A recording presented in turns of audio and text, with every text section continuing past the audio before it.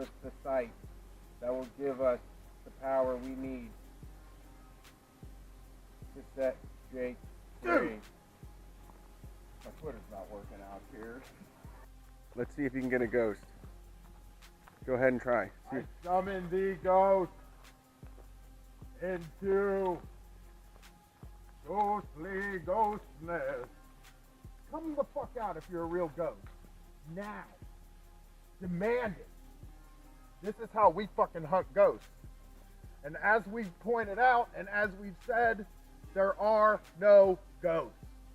So this is where the ghost lives, from what we know. And he's not home. Let me see, let me try this. Jake, you may overtake my body. I accept you into my heart and soul. Please, if you are here, take control of me. Use me as a vessel. Gross. Nothing. Yeah, no ghosts. So I guess the lesson of Beaver Creek is there's no such thing as a ghost, there's no God, and the Bible is a lie. Off to Helltown to find out what the government's up to in the middle of fucking nowhere, Ohio. Hell yeah, bumping out here. Can I get some of this safety herb in my lungs, please? And thank you, are welcome here. Jake, you can't have any because they drug test. Yeah, if you go to work, man, you're gonna get drug tested. Jake, you son of a bitch! You get out here! Hey, Jake! Ain't coming. He ain't coming because he's afraid of me, Brian Quinby, in Street Fight Radio. Brett, would you like a shot at Jake? Yeah. Oh, I just fell in a hole. That was Jake. That was all Jake. I think we found the ghost. Jake won't let you see your mention. He's like, don't look at your phone while you're at work, motherfucker.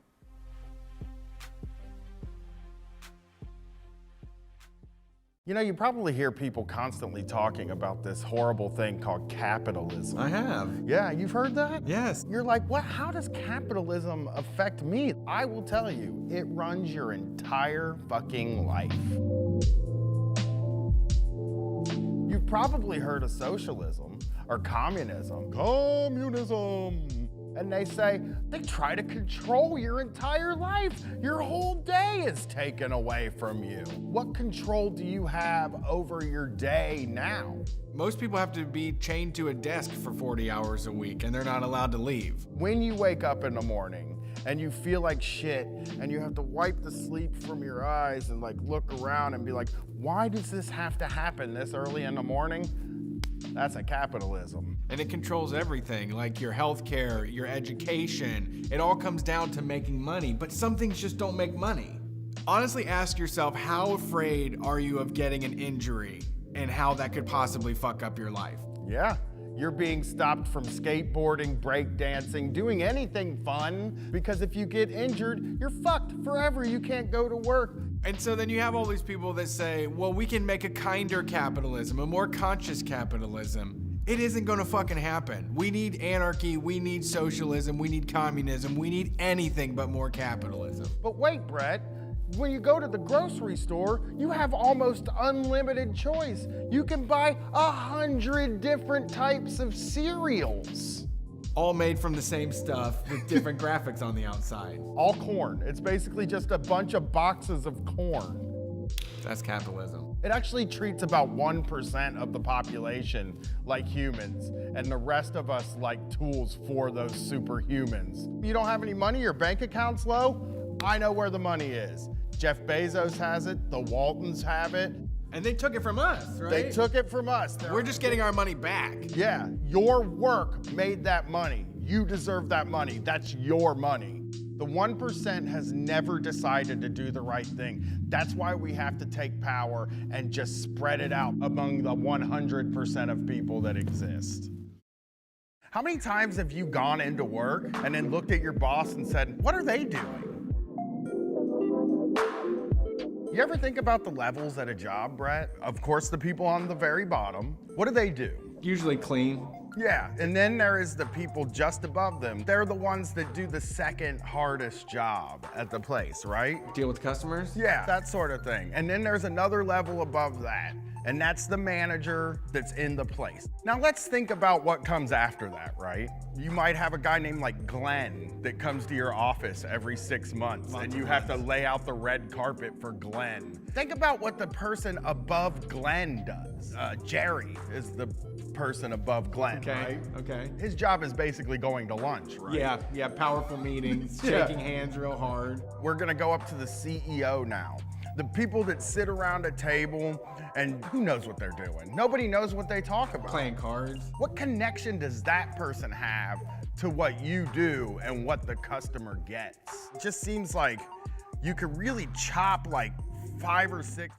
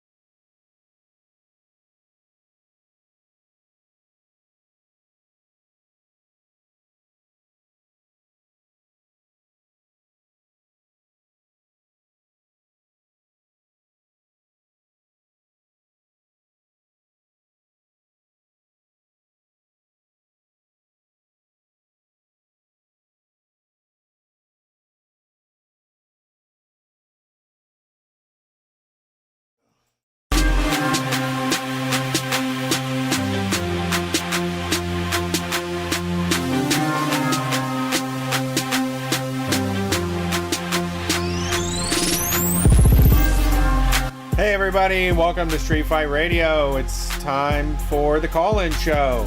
That's right, we want to hear from you. The phone lines are open, 614-655-3887. We'll be here until midnight Eastern Standard Time. We do it every single Sunday. So if you want to share stories about small business tyrants, D.A.R.E officers, or any of the other wild shit that's going on in your life, we'd love to hear from you. We're Street Fight Radio, the #1 anarcho comedy radio show on any station across the nation. I'm Brett, he's Brian, and we've been Going by B Daddy now. I'm Brett, he's B Daddy. Thank you. We're here to take your calls like we do every Sunday. Wednesday nights we do the basement show. So subscribe to the podcast on any of those platforms that you do, iTunes, Google Play, Spotify. We are available on all that. If you want more, you know, if you think, hey, I'd love to have Street Fight 5 days a week, we pretty much do that. We've got so much bonus content coming out on Patreon. You get access to videos, zines, and bonus audio. Shocktober is happening at the end of this month. We just posted an episode of 100 Million Tons of Steel, our heavy metal episode. And the heavy metal zine is now available. The digital version is here. You'll get that physical one in the coming weeks for those of you that subscribe at that level. Thank you for tuning in, supporting the show. We got one more week to go. I really need y'all to jump in and help us out with those wavy pre-orders. Think about them, Christmas gifts, cool t-shirts, and masks for your friends and family. Store.streetfightradio.com. I bought new masks. You bought new masks? Well, I Googled best masks. Okay. So I decided to get the best masks that they make. What did you find? Uniqlo. No. Yeah, that's what it says. This is the most breathable, most comfortable, coolest. Uniqlo. I have... Well, that's... $15 for 3 of them, too. It's not like I spent a ton of money on it. It sucked because, like, they come 3 to a pack, but they have medium and large size. Uh-huh. And I live in a very medium and large house, having a teen daughter and a wife. So I had to order 2 of them. Sure. I had to order 6 masks. So, because Gwen's sitting in that school all day with that mask on. And I was like, she is really hating school. I mean, like, it's gotta be bad. It's gotta suck. She's just like, you know, you think you're gonna get time with the teacher if you're in the building. You don't get no time with the teacher. You're not there long enough. You know? You're not there long enough. You can't really talk to anybody. You're wearing a mask all day. And, you know, a cloth mask it's hard to breathe. So I looked at, like, what basically, I don't know how this comes off, and I'm just going to say it. I looked at the best masks that Japanese people like. Because I always see the videos of Japanese people, they're always wearing the masks. When I'm watching wrestling and shit. Yeah. So I was like, I want the top best seller in Japan. Is what I want. Got it. And I Googled it, and 3 sites called the number. They said, these fucking masks, they can't keep them in stock in Japan. They were just like, it's crazy how many people are wearing these masks in Japan, right? Yeah. And they just started selling them in America August 28th. So when I saw that there were $15 for 3, I was like, I'm going to get some of those. Because, like, I trust the Japanese people, I guess. Yeah. You know? They wear masks more than we do. We don't wear masks over here. Yeah. You know? I got to say, yeah, I bought the surgical masks because I basically aspirated some cotton on one of those masks. So I'm wearing, like, the surgical mask and then, like, a decorative mask on top of that because... Yeah. I'm not fucking with the cloth mask. I think the hillbillies were right. Like, you're not supposed to put just t-shirts on your face. It either. You can't breathe. I don't like it either. That's why I got that Uniqlo mask. That's my mask now. Yeah. But as soon as it gets here Tuesday, it'll be my mask forever. You know? Because it just seems like that's the good shit. But it's still made of cotton, isn't it? No, it's some... plastic? Microfiber type shit. Okay. You know what I mean? Yeah. I don't know what it is. But I know that it's not like just... like layering a t-shirt over your mouth. Yeah. God, I had to fucking stop and get a Gatorade the other day. I'm fucking standing in this small gas station, and there is this fucking guy standing like a foot away from me, and he's fucking holding his shirt like this. Yeah, oh yeah. And he doesn't have a mask on, and he's making like almost no effort to cover. Half his mouth's out. Half's out. He's just... yeah, he's just like going like this. Like right on me. I was like, fucking great. You know what I mean? Thanks for this. And then, so I have been purchasing caramellos. Ew, interesting. At the Speedway. Yes. You ran out of the cases? Yes. I got 2 cases coming soon. So I stop and get 5 of them. Stop and buy 5 caramellos. For the week? I'm not going to answer that question. Okay. And then the next day, I stop and get 5 caramellos. That doesn't mean anything. It could mean I'm keeping 9 of them on hand. Yeah, sure. You know what I mean? Whatever. So I stop and get 5 more caramellos. The lady at the counter, first of all, has the mask around her ear and just hanging off the side, but she's behind a thing. So it was just kind of like, that's fine. You know, not fine. It's not, but it could be worse, is I think what I was thinking. Okay. You know, because I'm wearing a mask. It's on, you know? And I lay down my mellows on the table, and you know what she says to me? She says, oh, hey, you're my 5 guy. And now I'm embarrassed, and I'm not going to go back there anymore. You're the 5 guy? Just call me the 5 guy. For what? Because I got 5 candy bars. Oh, so... which is, you shouldn't comment. When somebody's buying 5 candy bars at one time, don't comment on that. Because that's shame. You got a whole family to feed, I see. Wait, you having these for dinner? Yeah. Oh, dessert for you and your 3 children. Yeah, it's just that, let's not. 5 guy. Talk about this. Mr. 5 guy, greasy bag, here he comes. 5 guys walking through the door. I know what you want. I got him rang up. You don't have to shop anymore, sir. I have them behind the counter for you. You can just come in and grab them. I'll leave them outside the door. Yeah. You know? Do porch pickup. It was so humiliating. It really made me think about some choices I've been making lately. Oh, really? You know what I mean? Yeah, you don't want the people in the fucking neighborhood to know that you're 5 guy. You know? That you're a pig, basically. Okay. So, but... what? No, I don't know. No, you go. I don't have anything to say. You can insult me. I don't care. I don't think you should be insulted. Enough. I think you should. I think you're fine. I don't think you're a pig. I am a pig, though. I am one. All right. So then what happens is, this is the weirdest day last week. I had this day. So there's this guy, okay? This is a dilemma. This is this is a dilemma for all the listeners. If you want to call in and comment on it, I would really like to hear it. So there is this guy, right, that my wife and daughter told me about that stands on the corner by a bus stop in my neighborhood. And they have walked by him a few times. And what he does is he screams, "Somebody needs to give me some money or a pussy or a blowjob." And he just screams it. Okay. As people walk by. So they're like, I don't want to walk on that road anymore. You know what I mean? I had never seen him. They told me about him.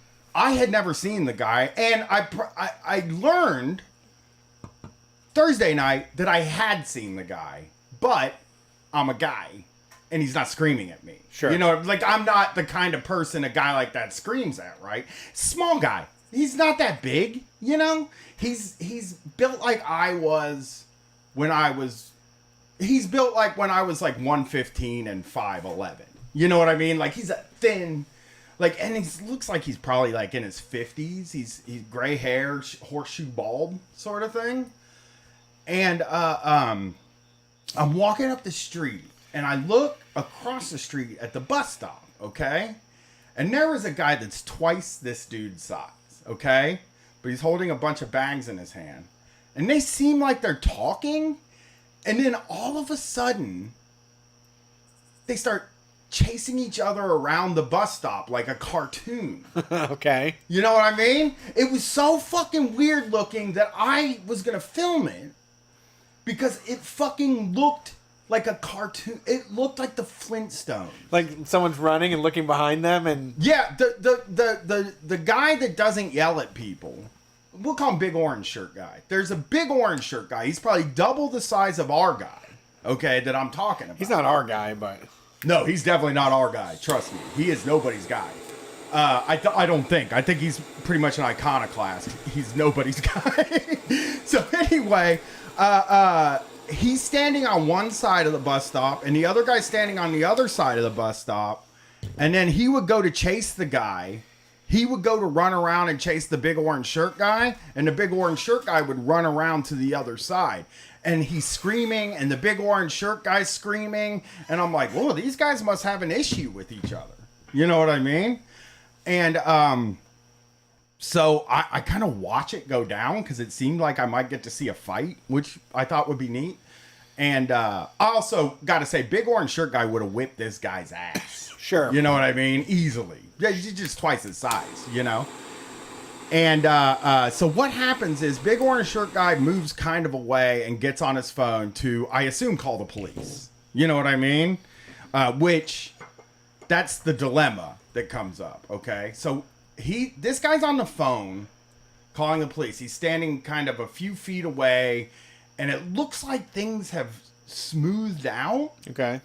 And then I see the dude that stands on the corner grab the top off of one of those metal trash cans, the public metal trash cans. They have like this thing on top of it that you can like put cigarettes out on and throw in there. Do you know what I'm talking about? Like it's like shaped like a mushroom, sort of. It's like a cover and it comes up and it's got another cover. Yeah. Wait, it goes up and then comes out? Yeah, it's like a lid that goes up, comes out, and makes another cover, okay? It's UFO looking shit. And I see him fiddling with this thing. It's like in the street, kind of. And I'm like, oh, he must have... I thought he kind of got mad and kicked the top off of the thing, and then it went into the street, and he's like, I gotta get this fucking thing out of the street. You know what I mean? Sure. So he's struggling to get it out of the street. He gets it out of the street. He's holding it in his hand. And I'm like, oh, you know, that could have been a situation.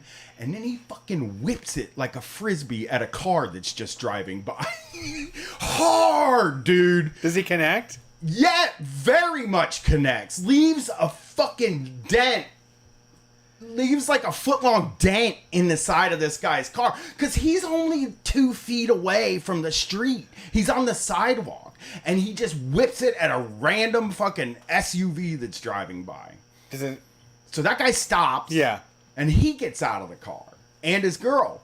And the dude walks straight towards him and is screaming. And they're like, oh, fuck. You know what I mean? Right. Something's like going on here. So they kind of step back a little bit. Then they get on the phone. And they're like, I'm going to call the police. And I'm seeing this happen. And I'm like, guys, you know, I don't know what to do here. The police are going to kick the shit out of this guy. Yeah. If they get onto him. You know what I mean? They could kill him. He's a black guy too. So, like, it just is like, I was very kind of concerned with that. But then I start walking down the street and he's walking parallel to me on the other side of the road. And he keeps crossing the street. So I have to keep crossing the street to be on the other side of the street from him. Because I figured, like, these guys are trying to devise a plan. They're calling the police. I figure my plan is to stay the fuck away from this guy. You know what I mean? That's going to be my plan. I'm not going to call the police. I can't call the police. I don't want him killed or beat up. You know what I mean? He gets by the Goodwill building and he starts kicking the windows as hard as he can and then screaming at me across the street. And then he just like took off down a back road and he was gone. And the whole time I was thinking like, God, I should go back and tell them not to call the police. But then, like, you could also just film it and be there to make sure they don't do fuck shit. You could have recorded that would have the been thing to do. Yeah, that would. But I also felt like jail is not the place for this guy. No, there's something going on. He needs to like be. It sucks, right? That we live in a world where the only solution to that is to call the police and they show up with guns and tasers and shit, and you never know what's gonna happen. Yeah, you know, and jail's the worst place for someone that has. I mean, it just exacerbates any mental issues. Yeah, I mean, you put this guy in jail; he's probably getting his ass whooped the whole time. You know, and there's the medication. Their system is really fucking screwed up, and it's just, it's a place where we send people to die, basically. Yeah, I just like don't know. I wish I'm like begging for a world that doesn't exist, right? Because like I want a world where there is somebody that you can call. Yeah. In this situation, and they can come and handle it, and they take him to a place where he can get the help that he needs because he's not a criminal. I guess he's kind of a vandal or whatever, but it doesn't seem like he was doing this to be a criminal. Sure. It seemed like he was doing this because he's somehow distressed. You know what I mean? Probably not having the easiest life. Yeah, just a really rough kind of situation where it's like he's there a lot, and in the neighborhood I live in, he could do this to the wrong person, and they're definitely people are going to call the police on this guy. Over and over again. Oh yeah, and I just don't know what I wish I knew what to do about it. But I guess you're right. I should have stuck around and filmed the interaction with the police, but he flexed down a back alley. He was gone. Rachel shared something. Rachel had a list of alternative sources. I'll have to look for it in Columbus. I'll try to get it to you. All right. I mean, but what are they going to do? Are they going to drive there and like pick this guy up who is definitely hostile? You know what I mean? He's whipping shit at cars. Right. You know what I mean? Right. But I got to tell you, when he whipped that trash can lid at that car, it was one of the coolest things I've ever fucking seen. I just was really way into that in a big way. Yeah. He fucking tossed it like a frisbee hard, probably 2 feet away from the car. And it just made the loudest fucking noise. And the way that the guy in the car reacted was intense, you know what? Oh yeah. But then he realized, he's like, I'm dealing with somebody way more intense than me. Yeah. I gotta get back in my car. So I don't know if I'd like to hear what some of the listeners would do in that situation, and stuff like that, because I think that in the world we live in now, that is a serious question that needs to be answered. Yeah. You know what I mean? Yeah. We have to work on doing something alongside, or something, a different solution, because who knows how these services are going to be provided. You already saw in like Pacific Northwest where like some of those militias are deciding to be the fucking police, and it's like, well, I guess we gotta be our police for some shit. We have to be the oversight board. For those fucking guys. Yeah. You know. Yeah, it was a intense situation. You know, you don't see a lot of stuff like that. I mean, I see guys screaming on the street all the time, but they seem like pretty harmless, and you just like not look at them. You know what I mean? But this guy's definitely a problem in the neighborhood. I don't but I don't want him the beaten or killed. You know what I mean? I don't want him to have to interact with the police. Well, the chat said there are numbers you can call for crisis centers and stuff. So you just have to put that in your phone maybe for the future. Since you are out, you probably are more likely to see that type of incident than your average person. I mean, that was such a wild incident. Like, that was so out of, like, that. The only thing that's ever come close to that was the guy that wanted to run at a burning car. Oh, yes. Mr. Hero. Mr. Hero, yes. And that was dangerous and scary and made me very nervous. But yeah, Mr. Hero was the shit, though, man. He was just trying to do the right thing. Well, we gotta save him. He wasn't necessarily trying to do the right thing. He was trying to get a viral video. Yeah. Doing something. Which is funny. That is a very funny thing. Also, I made a list earlier this week of the biggest workplace villains. Did you see that list? No. Okay, so I have narrowed down a countdown of the biggest workplace villains. I just want to throw it out there on the air. 1, person that doesn't work hard enough and makes you do the extra work. You know what I'm saying? Okay, not like willing to lazy employee not taking their share. Won't do the most minimum amount. Yes. Because I don't want to say that this person... This is a villain because it means you have to do more work. That's what makes him a villain. Number 4, okay? Lunch thief. This is the biggest villain in the world. Is it? Lunch thief, I think, is the number 4. That's a tough one, man. Have you ever had a job with a lunch thief? Yeah, every job has a lunch thief. I know. I've never been to a place... Especially a big job. I mean, like at the warehouse, there was 100 people there or more. So there was somebody that was looking for free lunch always. Put their lunch in the refrigerator. What kind of... That's a crazy thing to do, right? Yeah, it's like, maniac. that is just like... Eating somebody else's home food? Like, that sounds horrible, man. What am I having for lunch today? Like that... I mean, I don't want to eat people's, like, home food. People eat trash. Yeah, I don't know how lunch. people make... I don't know. I don't want to have anybody make their shit the way they do. The things people eat for lunch, like Carl Buddig turkey and stuff like that, it's just... Yeah, lots of bologna sandwiches, I'm guessing. Oh, my God, yes. And then it is your immediate supervisor. Okay. Then regional manager. And then finally, head of human resources. That's the 5 villains of the workplace, in order. Those are the villains. Yeah, that seems like the team that's trying to drag you down. Lunch thief, though, I said this on Twitter, I sort of appreciate the lunch thief in a weird way. Like, I have a begrudging kind of like... It's like when the bad guys work with the good guys in a cartoon when you were a kid. Like, sometimes G.I. Joe would have to work with Cobra in order to, take out... Like, lunch thief cracks me up. I just like it for the bit. I think it's funny, too. Yeah, it's just so funny to imagine some guy eating somebody else's bologna sandwich with ketchup. Yeah. And then that guy comes to get his lunch. And he's like, where the fuck is my lunch? Oh, we got a lunch thief. I've never met somebody that worked at an office that didn't have a lunch thief. And I never worked in an office without a lunch thief. Also, the office I worked at, we constantly had new hires.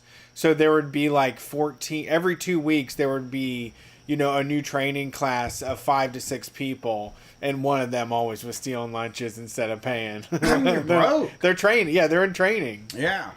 All right, let's get some calls in. Maybe people can tell us lunch thief stories. Maybe we'll get a lunch thief caller. That would be something, right? Yes. Thanks for calling Street Fight. Who are we talking to tonight? Hello, is this me? It's you. You would know. What's up? Nothing much. This is Jordan from Arkansas. Yeah? Oh. Hey, Jordan. I was like... Sorry, I was like, Jordan's only coming in one ear because I had one of the headphones out. I was like, what the hell's going on?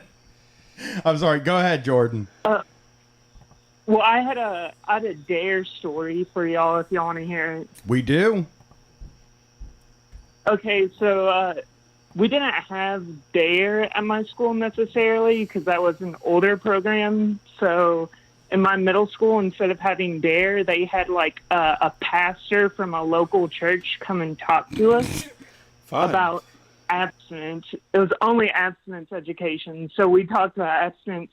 It was like 3 days. So abstinence from like drinking and smoking was the first day, and then sex was the second day, and then the third day was drugs. And in the drug seminar, the preacher told the students about inhalants. And he fucked up by kind of, he told everyone that they could get high off of even like rubbing alcohol if you huff rubbing alcohol. So like whenever he said that, like a guy raised his hand and he was like, wait, you can get high from rubbing alcohol? And the guy was like, yeah. So throughout my school that whole year, there were students going and getting rubbing alcohol and then like huffing it in class. You know what's funny is that's a great little fad at school, little trend. I think that's why we huffed gasoline. Probably was that like we went through D.A.R.E and they were like, people are out there huffing gasoline, and we were like, you know, that's a good idea because there's gasoline under the porch all the time. We had it when I did shop class in 7th grade. It was like an elective in 7th grade, and the guy was like, "You're only allowed to use rubber cement in this class because everybody's always sniffing the glue." And he's like, "Back in my day, you know," and he would tell stories about people were sniffing glue and got their fingers cut off and shit. But then all we thought was like, we gotta steal a can of that fucking rubber cement. Yeah. It's so funny that that's where like drug education is very funny to me. That like they're essentially pointing out all the things that'll get you high. And there is a certain type of student, me, that will like not see that as cautionary, who will see that as instructions on what will get me high, you know? Yeah, exactly. He was trying to like tell us essentially how like readily available it is and how dangerous it is because of that, but he only instructed like students on how to get high. And I didn't do the rubbing alcohol in class. He also talked about like rubber cement and paint thinners. So one of my friends actually did steal rubber cement from our art room, our paint thinner, and we'd huff it on the bus sometimes as we went home. Huffing is a wild thing. It's so funny because the first time I talked about how we used to huff gasoline when we were teenagers, people on Twitter acted like I was a maniac. But then there is like this 1%, and we call them the other 1%, who are like, huffing's fucking crazy, man. It's something. It's fun, you know? But, you know, if I have to give some advice, it's like, you only get one brain, you know what I mean? Inhalants are not the way to go. It's just one of those it's just one of those things where, like you said, you know, we're not going to have the conversation with kids. We're going to tell them this is stuff you never do. And it's like, but I really want to do it. So I guess I'm on my own now. I guess I'll just figure it out for myself, you know? I mean, wouldn't you say if they hired me and Brett to do D.A.R.E, what I would do is I would walk in and I would say this, listen, you can get high off of gasoline, but what I would like you to do is just smoke weed instead, because it's safer than gasoline and it's not going to hurt you. You know what I mean? Like, I've gotten to the point with Gwen now where, like, she's almost 16. She'll be like 16 in less than in fucking like 3 weeks. You know what I mean? And it's like, you know, I wouldn't be surprised to catch her smoking weed. You know what I mean? And like, even if I caught her, I don't even think I'd be that mad. You know what I mean? It's like, whatever. Sure. Yeah, kids do it, you know? Yeah. You'd be a hypocrite too. Yeah, what am I gonna say? Well, yeah. But I'd like have begged her not to do it. Yeah. You know? You didn't have a bad enough life to be a weed smoker. Yeah, I should say that to her. I should say that to her. Why don't you go live through some suffering a little bit? Have a mom or dad that fucks your life up. Yeah. Well, yeah, I mean, for me, it's like, she came in a couple days ago after school and was like, she mentioned this girl in her school who like has very conservative upbringing and stuff, and she was like, she fucks. And I was like, what? And she's like, she fucks. And I'm like, you know what? When you have terrible parents that are mean, you fuck. That's just the way it is. It's like, it's not surprising. You know? Yeah. You need some love. Yeah. Some closeness. Yeah, but that is a really good story. And it is funny. I love to hear from fellow Huffers. We really are the 1%. You know? Yeah. It is a crazy. I wouldn't recommend it, but if you do it, you would know how kind of a crazy situation or sensation it is. I mean, it is for kids too. It is. It's mostly kids doing it, and it really is like the highest I've ever been in my life. I mean, poppers are real huge right now, though. Yes, that's you can get true. those right off Amazon. Yeah, that is true. I have done those recreationally. I'm on a patio with like 30-year-olds at a bar patio. They've passed around a bottle of fucking poppers. Right. Whippets are like that too, but I feel like poppers don't get you the same way. We would sit under our deck with the gasoline can for mowing the grass, and you open the thing, and we would just take it and we would just put it on our mouth and go God. and then put it to the side, and then we would all just lay there and we would go wah wah wah wah wah, that we would make that noise. Yeah. And then every once in a while, because we had a metal gas can, it made this other noise. Somebody would go sploink because it makes this. But we like you're like on another fucking planet. Yeah, you can't see. Yeah, it's all fuzz. Yeah, or we used to go to a graveyard that was like a small family plot in the middle of nowhere. And we would bring we would bring 3 gas cans or so, or however many gas cans we brought, and we would all put it on top of the highest gravestone, and we would all be like, all right, go, and then huff, you know what I mean? And then fucking take off running into the cornfield and chase each other.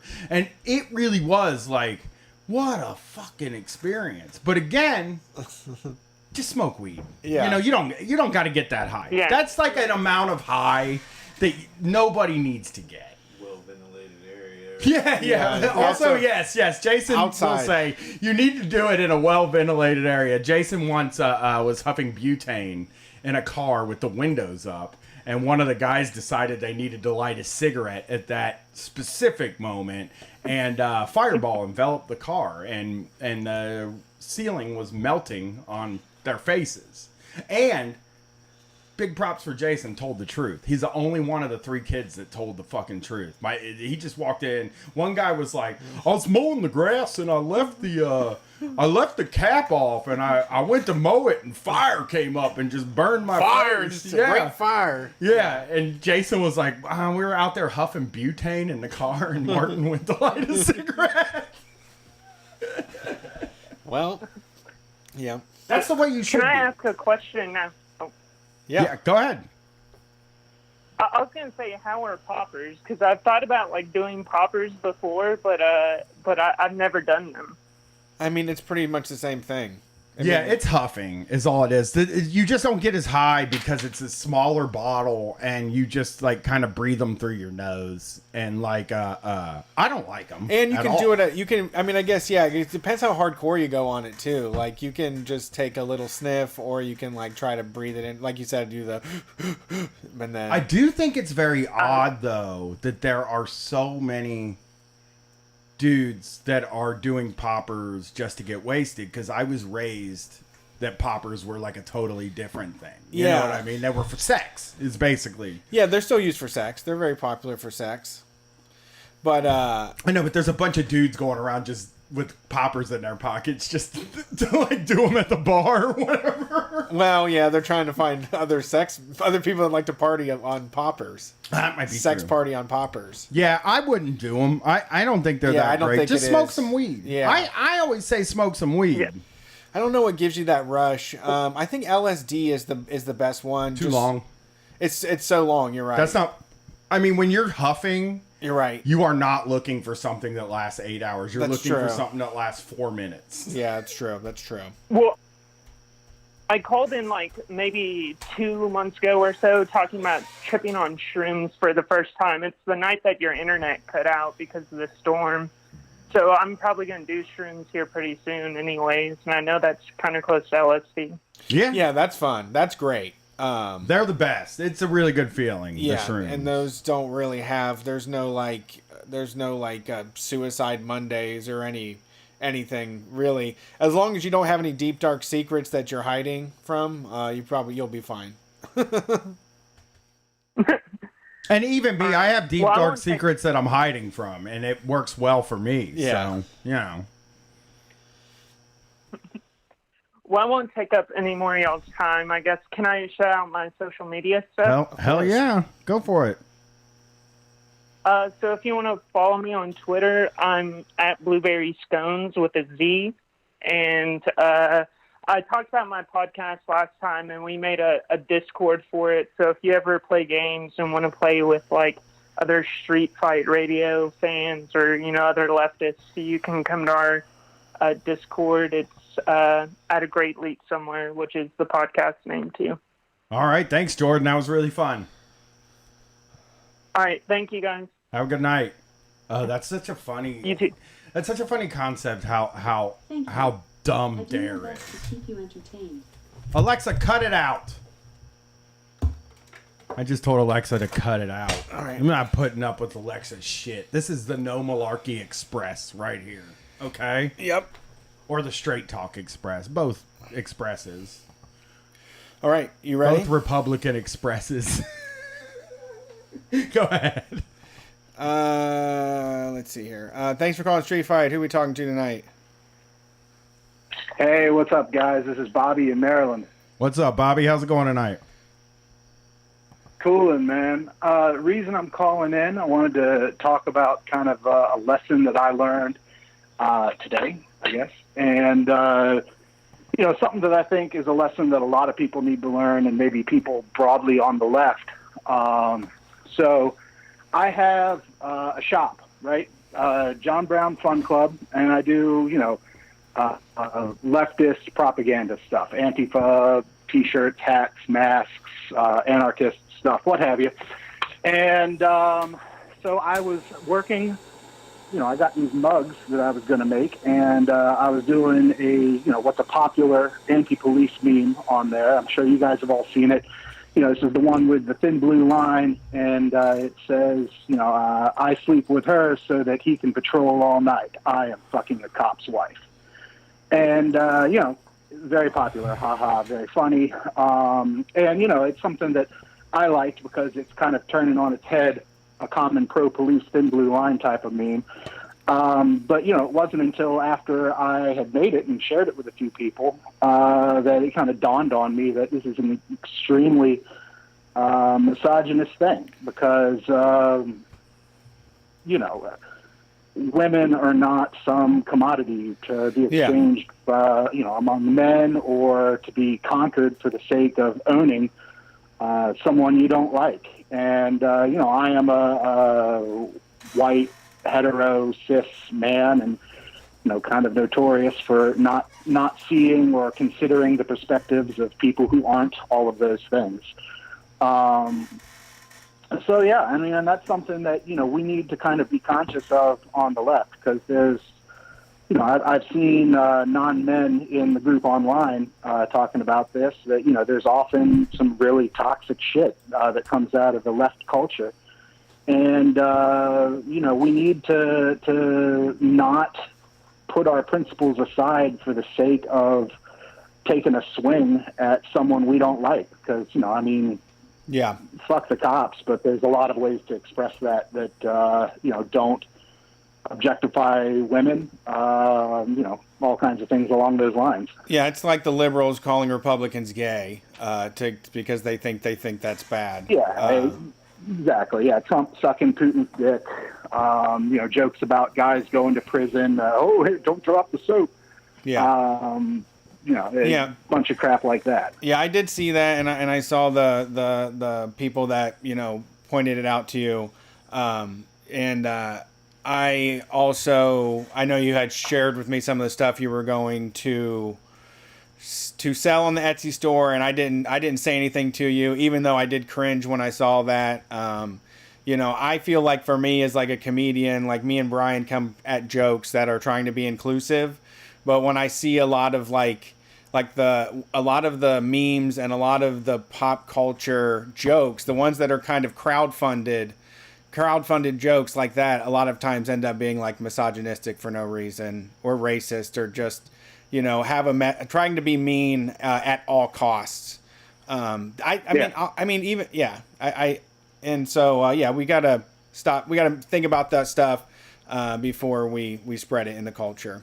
I mean, shit, I have the same instinct to be mean at any cost. And like, it's something that I've had to battle back for, you know, for almost 10 years now. And it's like, I slip sometimes, and I don't know. I mean, as long as there's space to make a mistake, then I think it's like, as long as there's space to make a mistake and it doesn't erase any of the other stuff you've done before, I think you have a good space. You know, I think you have a good place. Yeah, it was fine. I mean, I didn't see anything that said like, there wasn't anything that was extreme. I think it was just people corrected you, and I think that was fair. Yeah. And that was, you know. Yeah, I mean, go ahead. Not really a matter of self-flagellation, but just kind of a lesson I learned that I suspect there's a lot of other people who could stand to learn that same lesson. So I wanted to share that. Well, thank you. We appreciate it. Yeah, absolutely. Can I plug the shop? Yep. All right. So that's John Brown Fun Club. Got lots of cool, like I said, T-shirts and stickers, window decals, masks, really cool hat that kind of originated in the group. That's the class war veteran hat. It's pretty tight, stealing a little valor. So johnbrownfunclub.com. On Instagram, it's _John Brown Fun Club. And I have set up a deal for Street Fighters. So this is free shipping with the promo code StreetFight till the end of the month. All right. So have a good night. Thanks for calling. That's really interesting. Call, and thanks for everything you guys do. Yeah, you're welcome. You know. Take care, fellas. Yeah, I mean, it is hard. Like, I don't know.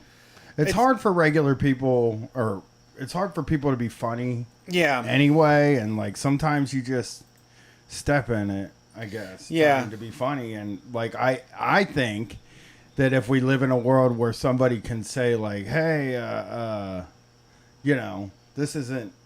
I mean, you know. You should, I know you're coming from a good place, but like this is like the wrong sort of thing, then I think like that's a healthy way to deal with this stuff. You know what I mean? Because I think, you know, everybody's gonna fucking trip over something or maybe hit the wrong thing, you know. It's just, I mean, we still all live in this culture, you know what I mean? Yeah. We're still all like inundated with that kind of stuff. It's not a thing where it's like, I don't think people are being too sensitive, but I also think that like it's okay to allow people to fuck up and let them know. Yeah. I mean, I think it's just a bad joke, man. Like, I just don't make jokes where it's like, oh, I fucked your girl, man. You know, like those are bad jokes. I only make those jokes to my wife. Sure.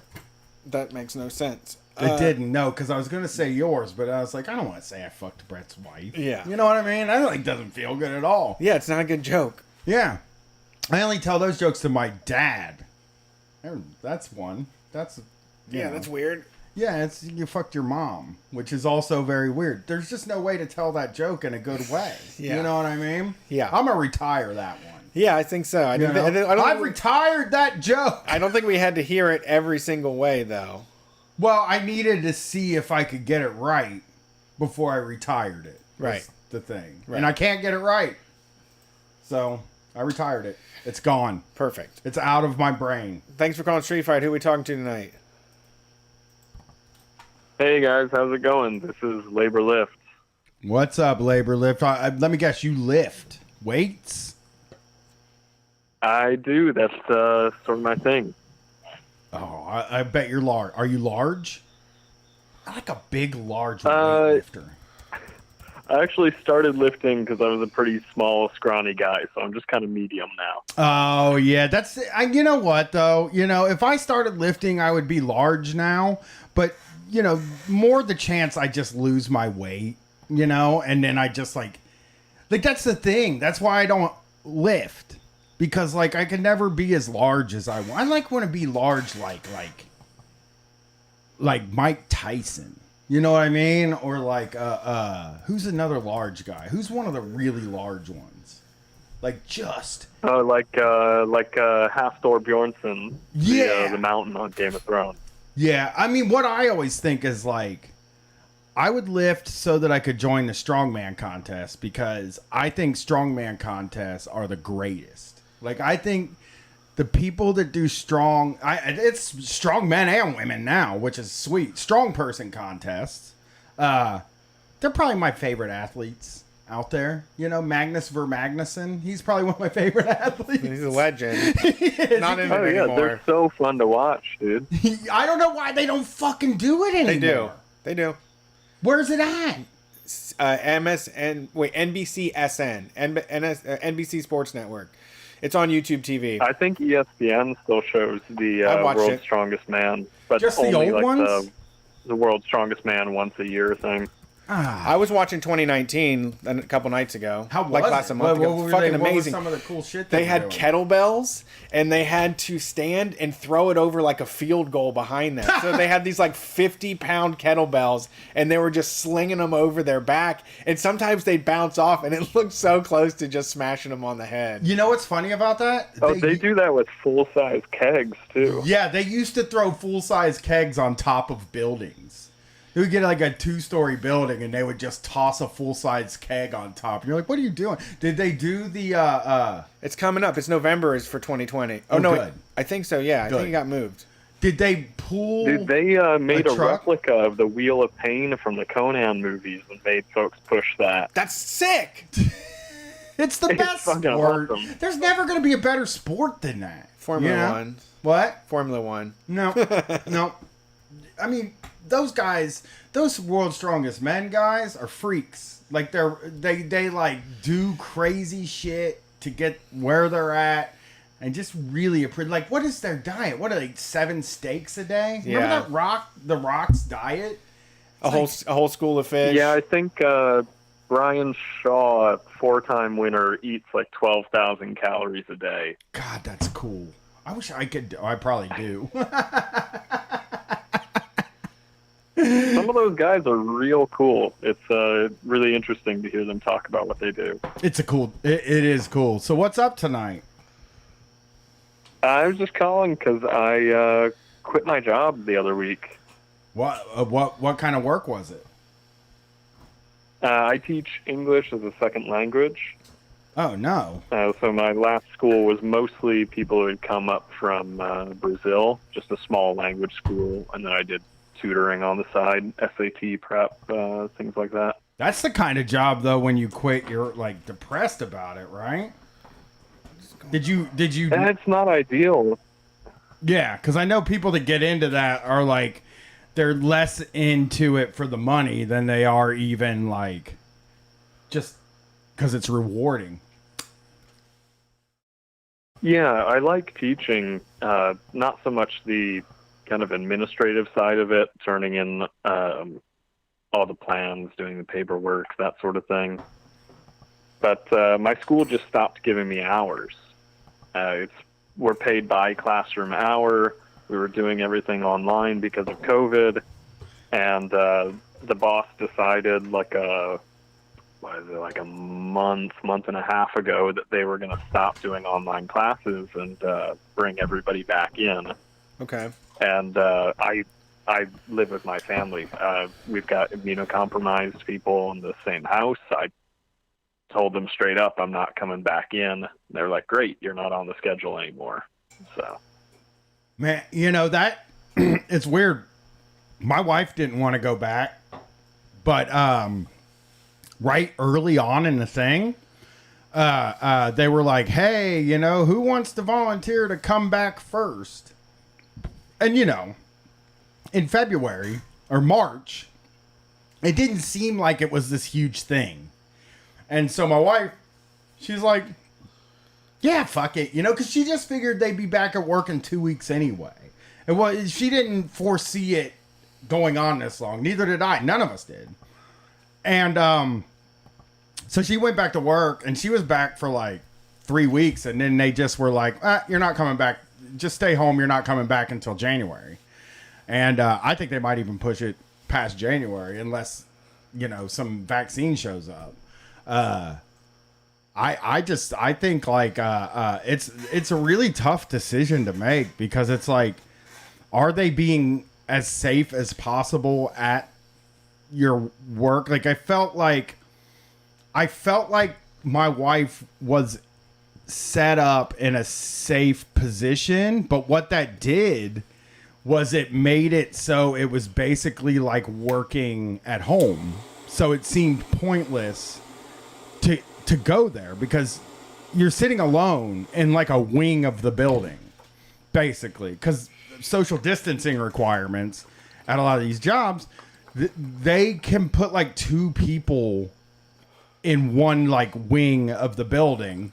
So then you're still far away from everybody. You're not allowed to get up and talk to people. You're not allowed to go to other people's desks.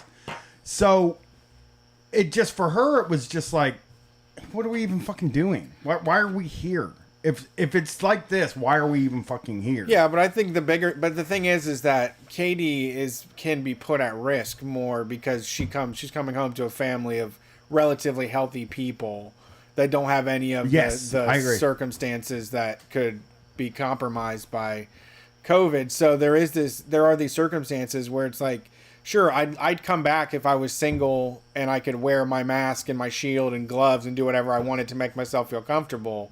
But if your living situation dictates you can't be there, what the fuck are you supposed to do? Yeah, I think that's true. And I also, if I were just living on my own, I'd be perfectly willing to negotiate it. But this is a tiny ass school. It's on like the 3rd floor of an office building. We've only got like 5 classrooms.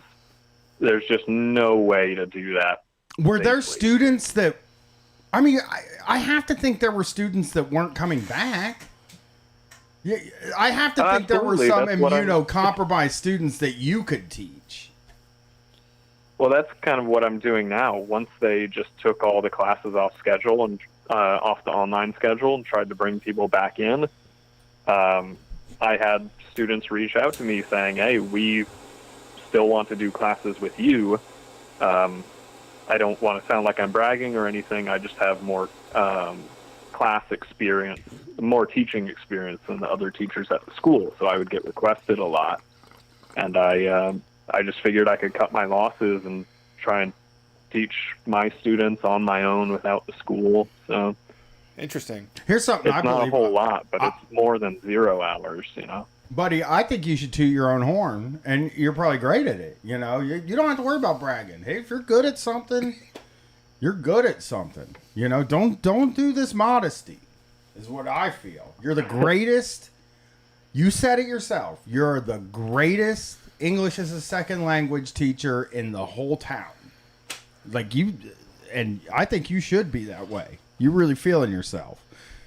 I'm kidding. I'm just being a jackass. No, I appreciate it. It's good to hear. No, but I do think people tend to downplay. People do, like, you're not. I guess what I'm saying is, like, if you don't have the like confidence in yourself to feel that you're good at it, maybe you don't even make that decision, right?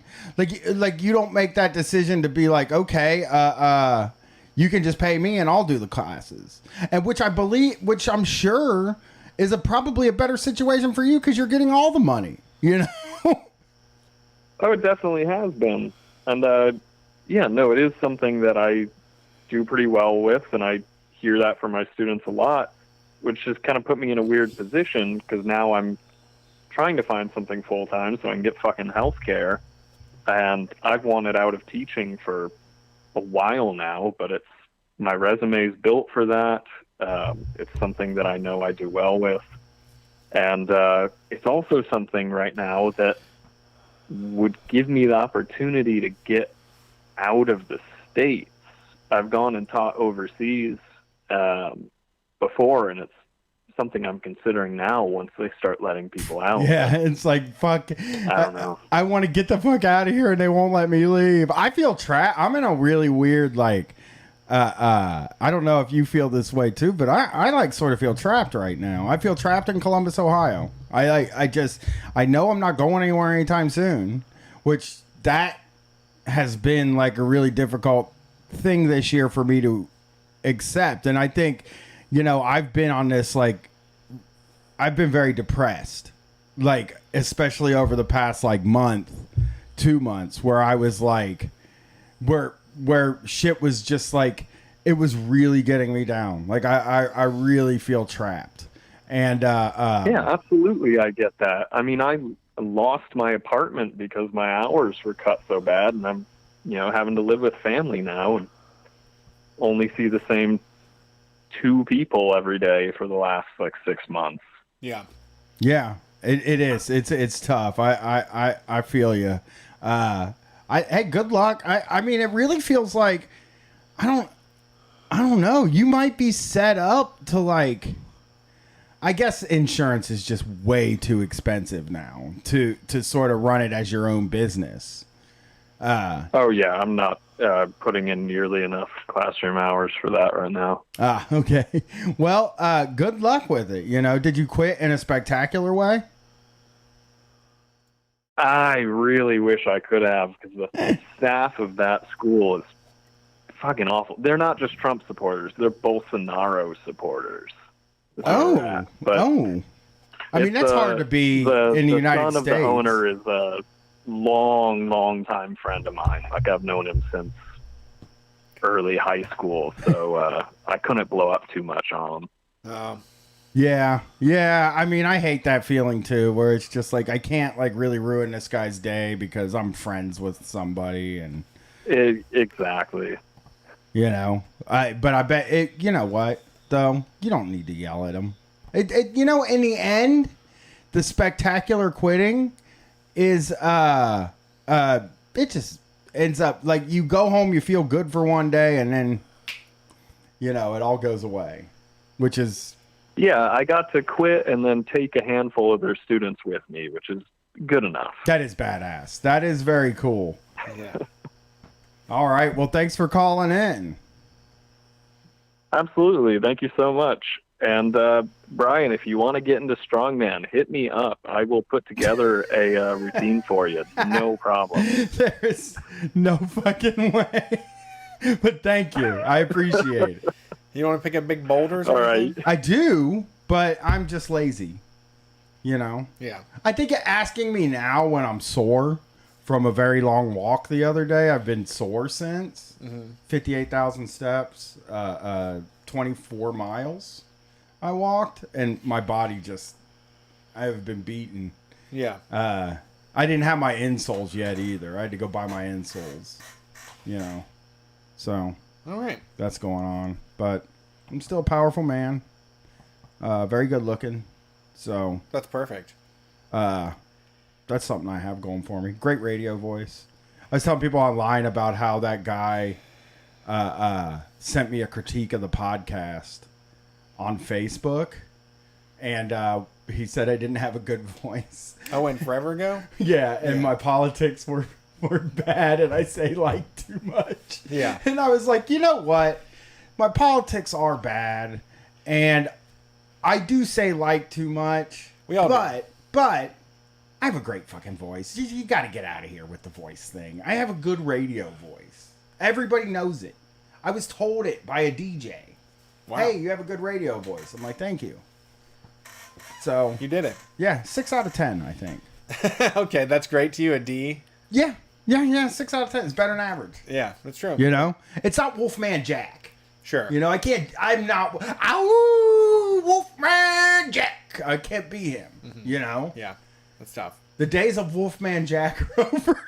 You're no Big Bopper. I'm not. The Big Bopper was a DJ? Yeah. Oh, God. I hate the Big Bopper. Of course he was a DJ. The way I hate DJs, I've always hated the Big Bopper. He set like some 24-hour like record like doing a broadcast for 24-hour records and shit like that, I believe, if I remember correctly. Fucking hack. He's a fucking, just a fucking, oh, I hate the phone. He would sing into a phone on stage. Did you know that? Yeah, I've seen him. Everybody's seen him. The motherfucker would sit on stage with a phone in his hand like, hello, ugh.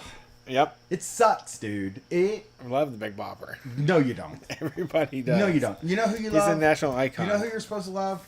Richie Valens. Uh-huh. He's the only guy. Buddy Holly. Really? But Richie Valens is like my number one. I love O'Donna. That's my shit. Oh, really? I had a girl, and Donna was her name. Oh, that's a good song. That movie fucking captured a generation's heart, La Bamba. Dude, in May 1957, he broke the record for continuous on-air broadcasting by 8 minutes. He performed for a total of 5 days, 2 hours, and 8 minutes. Okay. Impressive. What is the record now? I don't know. We could do this. Continuous on-air broadcasting. The motherfucker was playing music. Yeah, he was. He was You know just what I mean? putting records on. He probably fucking took naps. He probably played 5 songs in a row and fucking caught some Z's. It's not that hard. We could get the world record for continuous broadcast. I don't know. Sure. It's not easy to find. I'm gonna have somebody. I will work on it. Let's take the next call. All right. Thanks for calling Street Fight. Who we talking to tonight? Yo, what's up? Not it's much. Olympia Mikey. Howdy. What's up, Mikey? I got the real top 5 workplace villains. Oh yeah? Okay. Yeah, it's any boss whatsoever. I work in a kitchen, by the way. These are kitchen villains. Okay. So we don't got no lunch thieves. Number 1, illest villain, any boss whatsoever. Anyone who's got any authority on you. Number 2, the kitchen snitch. Okay. Gotta watch out for him. Yes. What about? Can I ask Number you? 3. Somebody's talent. Go for it, because I have one that I think, but you can give me the other ones.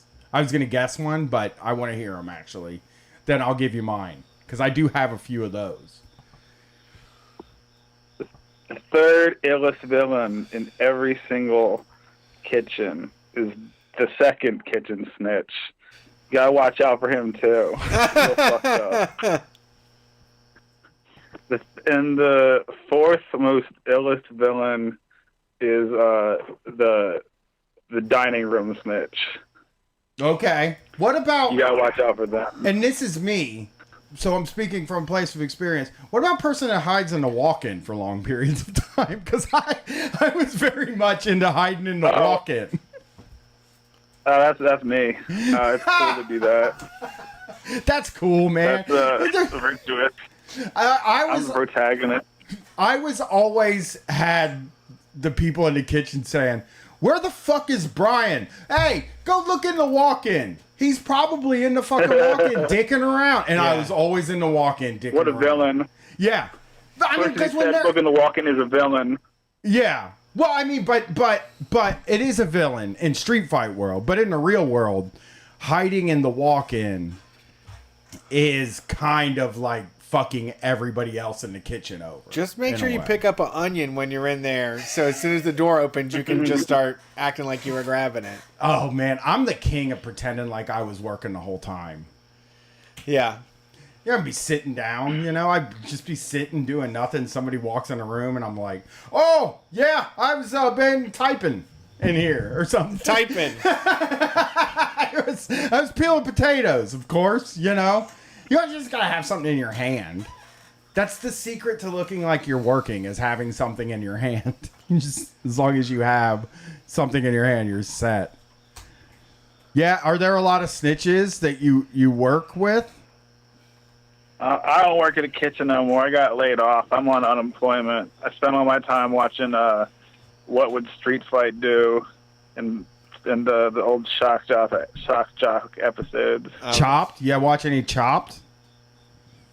No, dude, I'm watching your Shock Jock episodes on the Patreon. Ah, okay. And what would Street Fight do? Shock Jock.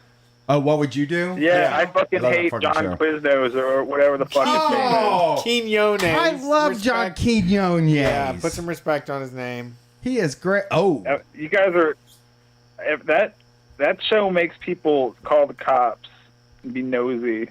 that was. I agree. I've said that. I do feel like What Would You Do is a show that's like you have to be nosy in order to look good on it. You have to be a nosy person, you know, because you look bad. So in the episode we just did, right, there was a mom. No, let's not even do the mom. There was a girl that wanted to be a sugar baby to a dude in order to pay for college, right? Yes. She's having a conversation with her friend, loud conversation with her friend at a table in a diner, while there's people at the table next to her. And so basically, if they don't say anything, they're shitheads. You know what I mean? If they do say something, then it's like, oh, you know, this is a good person. You know what I mean? So for me, it makes it feel like, you're supposed to dip into somebody else's business, which I'm firmly against. Look, if I heard those people having that conversation, you know what I would feel? You know what I would feel hearing that? Shame for dipping in on somebody else's conversation. I'd go home and feel bad about myself for listening to somebody else's private conversation. That's what I would do. Okay. You know? It's rude. I found the longest continuous it's done by Arabian Radio. No, I think in Dubai. How long? 84 hours, 15 minutes. No. At a shopping center. No. Some Twitch streamer just did 200 hours. What's 200 hours? 8 days. 8 days. So, here's the thing. We could do 9 days. Yeah. Spin some tunes. Yeah. You know? We'll play some videos. Yep. Just fucking hunker down. Just watch What Would You Do. We'll just watch What Would You Do. Well, we can't do that, though. Oh, shit. Because we can't fucking run it on Twitch. Yeah, I do think that What Would You Do is also funny. The funniest shit ever was there was a part where these two guys were making fun of this other guy for being a stay-at-home dad. And this old lady just butts into the conversation and says, you know what? When you two are dead, no one's going to care. They're just going to empty out your desk. He's creating real memories with his family, and people are going to remember him. It was fucking amazing. That lady was the best. That's true. That lady kicked that. I mean, but again, yeah, if she cut into my conversation like that, I'd be pissed off in the moment, you know. Hey, these two guys are cracking on me. You just leave them alone. I'll crack back. I'll say something funny back to them. We'll fucking have a time together, you know. Right.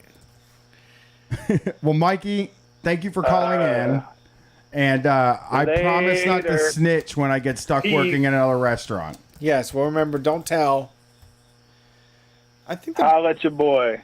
We will. Peace. I think it's for that as easy as kind of like, to not be the snitch, you just have to be aloof. Like, I think that's just, if you're doing hourly work, they, you know, and you just say, I didn't notice. Like, they don't have to, you know, you don't have to volunteer information about who was doing what or how something got broken. You can just say, honestly, my back was turned when that happened. Okay, yeah, that works. I mean, I just, you know, there was a lot of times where I would get called in to snitch on somebody. You know how I would handle it? I would just be like, you know. Yeah, that's what I said. Yeah, you just do an exasperate. Yeah. And, hell if I know. No, I don't fucking know. What are you getting at me for? What do I look like, the surveillance camera? You know, you get all mad at him. Yeah. Start yelling. We're talking about What Would You Do? This is where they throw these crazy situations into people's laps. Honestly, I think it's all actors. It seems like actors to me. When they do the close-ups on them, their makeup and hair is so good. It's not the show with the pie coaster hosted by Mark Summers. The pie coaster? Yeah, you remember the pie coaster? What Would You Do? It was on Nickelodeon. I do. It was the biggest letdown in the world when you saw it. They had so many amazing pie inventions, but the coaster seemed like the biggest, and it was really pretty lousy when it hit. God, I love Double Dare though a lot. Double Dare was great. I'd love to do that. I'd love to have. I wish we had Double Dares instead of these trampoline parks. I wish you could go like slide down a big slimy mound of ice cream. You know. Yeah. They should have a theme park with with Double Dare. Double Dare. Yeah, Double Dare theme park. You could pet. It'd be so gross after one day. Maybe we can open that. All the liquid would just turn fucking brown. It would be so gross. Thanks for calling Street Fight. Who are we talking to tonight? Hey, what's up? This is Lucas from the Northeast. What's up, Hey Lucas? there. How's it going tonight? It's going pretty all right. I called in last week, but it was right as you guys were going into speed round, so I didn't tell my small business tyrant story. So Let's I wanted hear to it. Call in and share that tonight. Let's hear it. Thanks for calling back. Hold on, let me get the phones in. All right, cool. Can you hear me? Yep. Yes. Sweet. So, I'm a job coach for a guy who has some developmental disabilities. So I apply to a lot of jobs with him, do a lot of job interviews, and occasionally work the jobs with him. And one of the jobs that we found that seemed like it was going to be a fantastic fit was a Christian dog treat bakery company that a woman ran out of her condo. So in like my email to her for the application and everything, I concluded it with like God bless and everything, like really hammed it up. Like I knew how to pitch it to get him hired. We get there, it's run out of her condo, and it was a very like ragtag operation. She had 3 ovens going. She was baking dog treats basically constantly, and then she had like a packaging station that looked like a drug dealer setup where you have to like weigh it, wrap it, sticker it, and like get it all ready for distribution. Yeah, this sounds like when we sold Kratom. Yeah, I got there and I saw the setup, and I was like, I've seen this movie before. Wait, is it? I know how. Are these like residential ovens? Are these just like a Honeywell or something? It was like It's a Westinghouse. she had one regular oven that was like not set into a counter. It was just like an appliance chilling in the dining area. And then she had another oven that was mounted into the wall that was like a double oven, so like 2 small half ovens. So she could do like a lot of baking sheets at once, but she's making like dog treats that are like 2 inches long, making them like dozens at a time, and also trying to keep track of all of her orders. I don't think she had any. She had one other employee who she fired on our second day there. And when he left, he looked at me and my client, and he was like, "Good luck, guys." And he left, and I was like, "Oh, this is going to be something." Yeah. And then the pandemic. There was one time I went to go get an apartment, and as I was leaving, a guy was like, "Do not fucking rent here." He gave me like this whole elevator pitch, and I went in and signed still, and I regret it. I know that feeling. Every single time. If someone says it, I think it's just you should leave. It makes sense to just go. Yeah, it's I mean, I'm not terribly picky with the work that he does, and neither is he. And it seemed like she was going to be patient and like charitable and understanding. And also, I'm able to help him with whatever job he has. So she's kind of getting like 1.5 employees for the price of one. Yeah, it's kind of how I can sell it. Right. And I don't mind like weighing cookies and stickering packages and stuff. So I helped out a whole bunch the first day. Okay. And she texted me after the first day and was like, "Hey, how do you think it went today?" And I was like, "I think it was a little slow to pick up, but I think he'll be able to get the hang of it." And she was like, "Okay, the packaging has to be really perfect because I was going to read some of her texts, but some of them are pretty lengthy because she's not the most put together person on the face of the earth. But I don't want to just be like reading her crazy text. So if I'm rambling too long and you want me to like not just read her text, can we come up with a safe word? Brian, will you give me a safe word that you can call out and I'll stop reading her text? You got me like really in a weird corn. Corn. I got corn a whiz, with though, a K and a backwards R. I'm gonna do that. Yes, with the backwards R. All right, cool. So she said that the packages weren't sufficient. We were going to possibly take a break from having Robert doing, I shouldn't have said his name. Oh, well, whatever. Doing packaging. Maybe he could just do the weighing and maybe help with baking. I asked her when she planned on sending him his paycheck because at this point we had worked there for like a week and a half. And she said, "Hi, I still have to look at, I have to look at that still. Haven't processed anything that far. His mom doesn't want him going in stores, which I agree, but are you still going to places with him? And then I can look at his hours." then what are you doing? Are you still doing your second job? I'm sure you'll be working there, because the whole time that I was there with my client, she was trying to hire me and get me to work for her as well, like doing deliveries and stuff. She was like, yeah, you seem to have pretty solid people skills. I think you could probably do some sales and stuff. And I was like, I'm here with my bud. Like, this is his job, not mine. I'm set. So she kept trying to get me to do stuff for her. But she said, I still want to work with him as soon as we figure out what is safe and or whenever we decide that it is fine that he packages. From the other day, I know it was chaotic and busy, but I just have some updates about how the packaging that was done. I don't know whether it was because we were rushing or because there were too many people doing it at once, but I really want to make sure that he gets the best training possible. As far as closing the bags and labeling, folding the bones, and labeling those, who do you think did the most? You, your daughter, or your client? Because my daughter was there helping us that day. It was the first day schools were closed. We didn't really know what the pandemic was. So she actually got 3 people working in her house packaging these dog treats. Yeah. Because people pay a lot of money for the bags, and they have to be up to the Whole Food standard and up to the Department of Ag standards. I'd love to talk more than text about this. We're still busy with baking and delivering. If you're not getting enough hours from your second job, you can at any point help out, because we're always going to be growing, and you are here seeing what goes on. The offer will always be there if you want to help out. You have really good people skills, so that would be great with dealing with some stores, meeting some Whole Foods, etc. I know you get a lot from social work without taking taxes out and unemployment and all the other stuff when anyone starts during the training. I like to start them out at a minimum of $15 an hour, which equates to at least $3 to almost $4 more an hour without having everything deducted. I get that things are going to be changing really fast, and we don't really know what the government's going to do as far as what they shut down, but I still have to be prepared for as soon as things open up. I have to have enough stock to open up everything, and that's minimum of 20 days of baking just to open the new stores. This is a huge message, so please let me know how confusing it is. Very.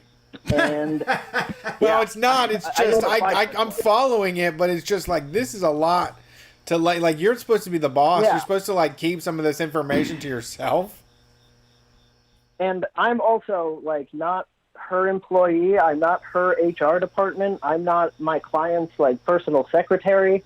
Like this, it was. So I didn't reply to this one.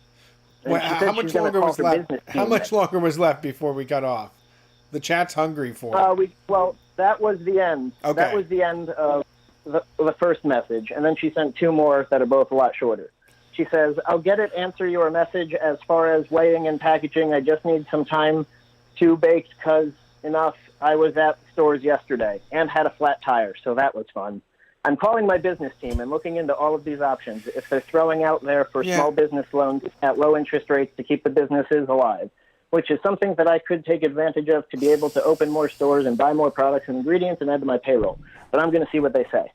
And when I was there working with my client, she was talking to the guy that she fired about what he needed to pick up. She fired him because he didn't understand what she wanted him to buy from Walmart using what card, because she had her food stamp card, and she was like buying ingredients in bulk for that to run her business. And I was like, this is sketchy. With the EBT card? Like, yeah. I was like, I'm not gonna like blow up her spot on that, Yeah, whatever. it's not getting her in trouble. I'm not judging. Yeah. I mean, I'm not judging. It's just that this sounds like a real shoestring budget that you just of a whirlwind that you got caught up in. It does. It's one probably knows how to make 2 days of employment. Yeah, 2 days of employment, and you're already this deep in a hole. Oof. But probably knows how to make people probably like him. There is money coming in, completely mismanaged and total wreck. Definitely need a detailed individual in there to keep that person away from everybody else. Like she needs to hire somebody to run the fucking business. Yeah, she could use a business manager for sure. But yeah, maybe somebody who money to pay my client, and that's where the issue arose. That's where things went real south. She didn't pay? It took like 2 months for me to get him paid because like mid-March, she complained to me again that after our second day, she said, I need to check in and see who did what packaging. I know he was on the scale for the bags, but everything that they just seem to get very chaotic and almost everything has to be rebagged. Either bags weren't shaking down and off or labels are crooked. The bones were just thrown in a big box, and I know that he didn't do all of those. Some are okay, and some are really bad, slapped together, honestly, with no care at all. My stores would not accept the quality, and they're not looking like the example. So I'm hoping that we could focus more on having him do his job and make sure that one thing at a time he learns and he gets. From what I saw, he was weighing, and he was doing a good job. And I said, I bagged most of them. I was trying to be helpful and get more done at once. We'll take a step back and have him focus more on the packaging going forward. All right. Like, she was being critical of the work that was getting done. And she said, so what hours do you have down for him? Thank you whenever you get the chance. So I told her the hours that he works, 3 hours one day, 5 hours on another day. And then she called me and told me that we weren't going to be doing any packaging the next day. I asked her if she wanted us to come in, and she said she needed a confirmation from the state that she can, like, hire him. She needed, like, some official paperwork in order to start processing his payment, because she wanted to make sure everything was solid for, the employment situation. Sure. So I couldn't send her an actual PDF or anything. I sent her a screenshot of the conversation confirming that this is all legit, which isn't very official, but it should have been sufficient for her. And we're talking about $88 for my client, and it was difficult to get the money. We went to her condo 2 weeks after he had started working there, which is when she said that we would be paid. The previous night, she said that she wasn't feeling great and she didn't know about tomorrow. She never hit me up the next day saying, like, hey, don't come by. So we went to her condo, and she was not operating. We knocked, we rang, I called her, I texted her, she didn't reply, and then I texted her, said, he needs to be paid. She said, are you at my house knocking? My message said I was sick, and there was not enough for him to package yet. I told her, the law says you have to pay your employees, and you always need to bake a few more packages. You never said that there wasn't anything to package. She says, is he quitting because it's not payday yet? I said, last Friday wasn't payday because you pay biweekly. That would mean that today is payday, no? Because this was the second Friday. Yeah. She says, no, and it's not, and it hasn't even been 2 weeks since he started. I said, when can he expect to be paid? And she says, I'm sorry, I'm sick. He gets paid every 2 weeks from when he starts. Your call last night and everybody going day by day because of this coronavirus, I also need to make sure that I'm covered, and you just sent it to me now. Robert hasn't even worked 2 weeks yet, and calling me when I'm on my bed upstairs sick and knocking at my door is not appropriate. I said, great. That info should have been communicated to him in the event that we have a total shutdown. He will expect a check in the mail. Feel better. She says, please just give me his address to mail his check, his full last name, or the State Department person that I can mail his check to. The information was given to you, and now you're telling me to feel better after you've been blowing up my phone and knocking at my door. I said, his address is on his application, and then I gave her the address anyway. She asked, is he quitting? I said, no, because I don't want to be the reason this guy loses the job. You know, the whole time I'm trying to, like, sort of maintain his employment. I mean, I didn't think at this point it was going to be great. I just needed to make sure he got paid before we did any more work. But I don't want to be the reason that he doesn't have the job. Yeah. So I put on the people talking skills, and I sent her a heartfelt text. I said, I apologize for knocking. I didn't realize you were laid up in bed.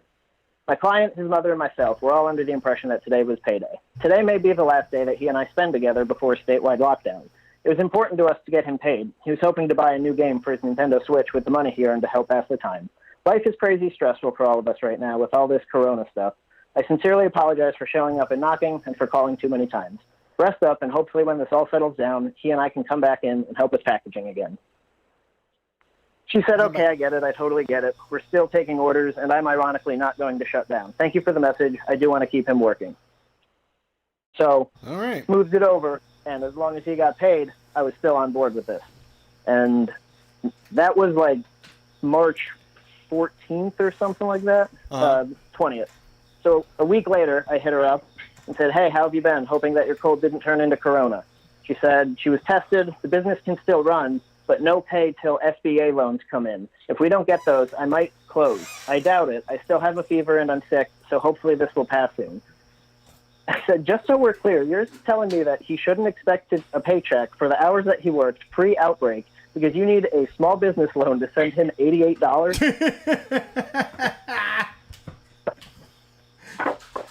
And I was astounded that this was even an issue. Like, you have to pay people. Yeah. And for her part to of it. not pay, like she got multiple people working for the price of one. It took her. He still hadn't gotten paid. So she said, I never said he wasn't getting a check. Please do not start harassing me again. And I will send a check to his house. Everybody is covered right now. Everything's on a halt. You guys were still working when this all started until they said to stop coming, and his payday was the following week when everything got closed. So for as soon as my financial people let me touch my bank account, they will send him a check. But I do not expect you to act like you did before. Please have respect for me. This is my home phone, even though it is a business. I really wanted him to continue working with me after this, but I thought about it, and I don't think you've been appropriate, and I don't want to have you in my home. I didn't reply to that. At that point, I was like, all right, anything I say at this point is just going to make things worse. It'll be fuel on a fire. I don't need to reply to that. I mean, what is the... A month later. Oh, go ahead. Sorry, go ahead. No. No, you can go. All right, so a month later, I had talked to his case manager at the state, and she was not terribly concerned about it, so I was terribly concerned about it. His mom was not happy. He was kind of indifferent. Like, he was kind of bummed, but he was just like, oh, man, I thought I was going to have a job. And I was like, yeah, I know, but, you know, it is what it is. It wouldn't have been a good job to have. But he wasn't terribly distraught about the money. But I texted her a month later, the end of April. I said, he still hasn't received a check. Do you have an update? And this is the last I heard from her. She said, hi. Tell sorry to him that this is a crazy time. I can put a check in the mail, or you can pick it up cash this week. We need a do-over with everything that has happened. I really understand where you were coming from. It sounds stupid, but I really are still working on new inhalers for bronchitis. With the stimulus checks and some promotions, I am not so much as a nervous wreck crazy person. From me to you personally, I am sorry for how I acted and embarrassed. Weird to say, but as a business owner, please forgive my actions and responses. And I replied, we still aren't spending time together due to Corona. You should have mailed him a check weeks ago. I am neither Robert's personal assistant nor the company HR department. If you have information to communicate to your employees, I suggest you do that. I have no idea what you're talking about regarding bronchitis inhalers. Please don't try to explain. I don't care. That was the last I ever talked to this lady. Great. And sure enough, a couple days later, he got a check in the mail. And all was well, and I have no idea, but I still periodically have checked out her company's page, and it's still a thing. I didn't want to say her company's name at all. I didn't want to say my client's name, because this was all months ago. I'm not trying to rally a Facebook brigade to do anything. So, Yeah, I would don't do it. That's not what I was going for. Yeah, don't risk But, yeah. Well, thanks for calling. So, yeah, that was good. That's my small business tyrant story. Yeah, lovely. That is a small business tyrant. Yeah, it was awesome. Thanks for calling in. Appreciate it. Me and my partner bought a gift for you guys today. It's going to be arriving to the. Did you send it to the PO box? It's going to the PO box. Right awesome. Oh, that's great. That's all I'm saying. All right, I'll go check that thing.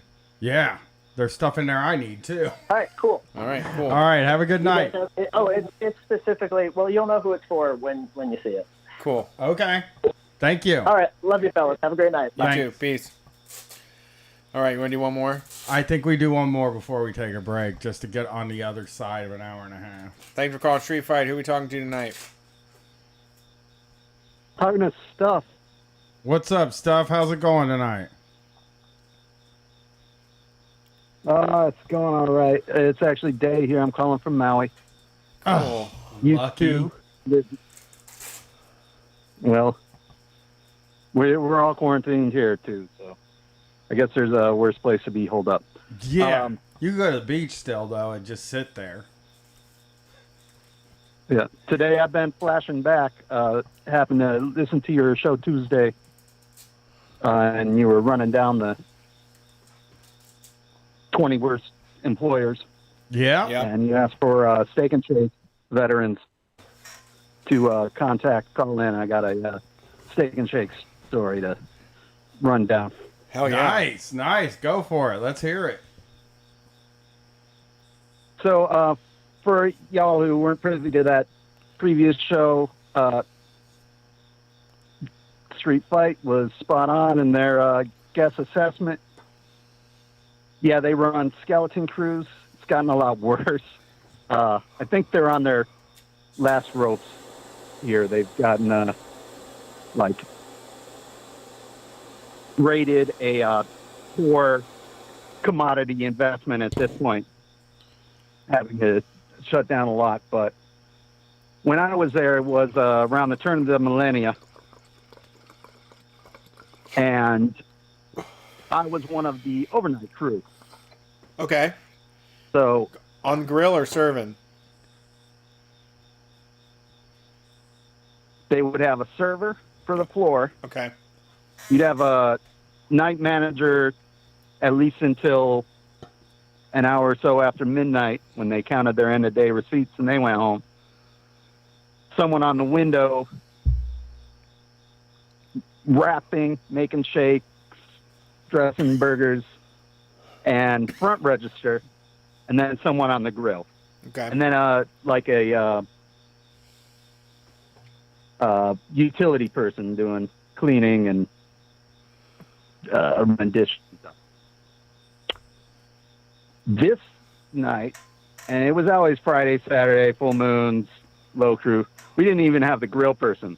So it was me cooking everything, doing the window register, the front register, and shakes.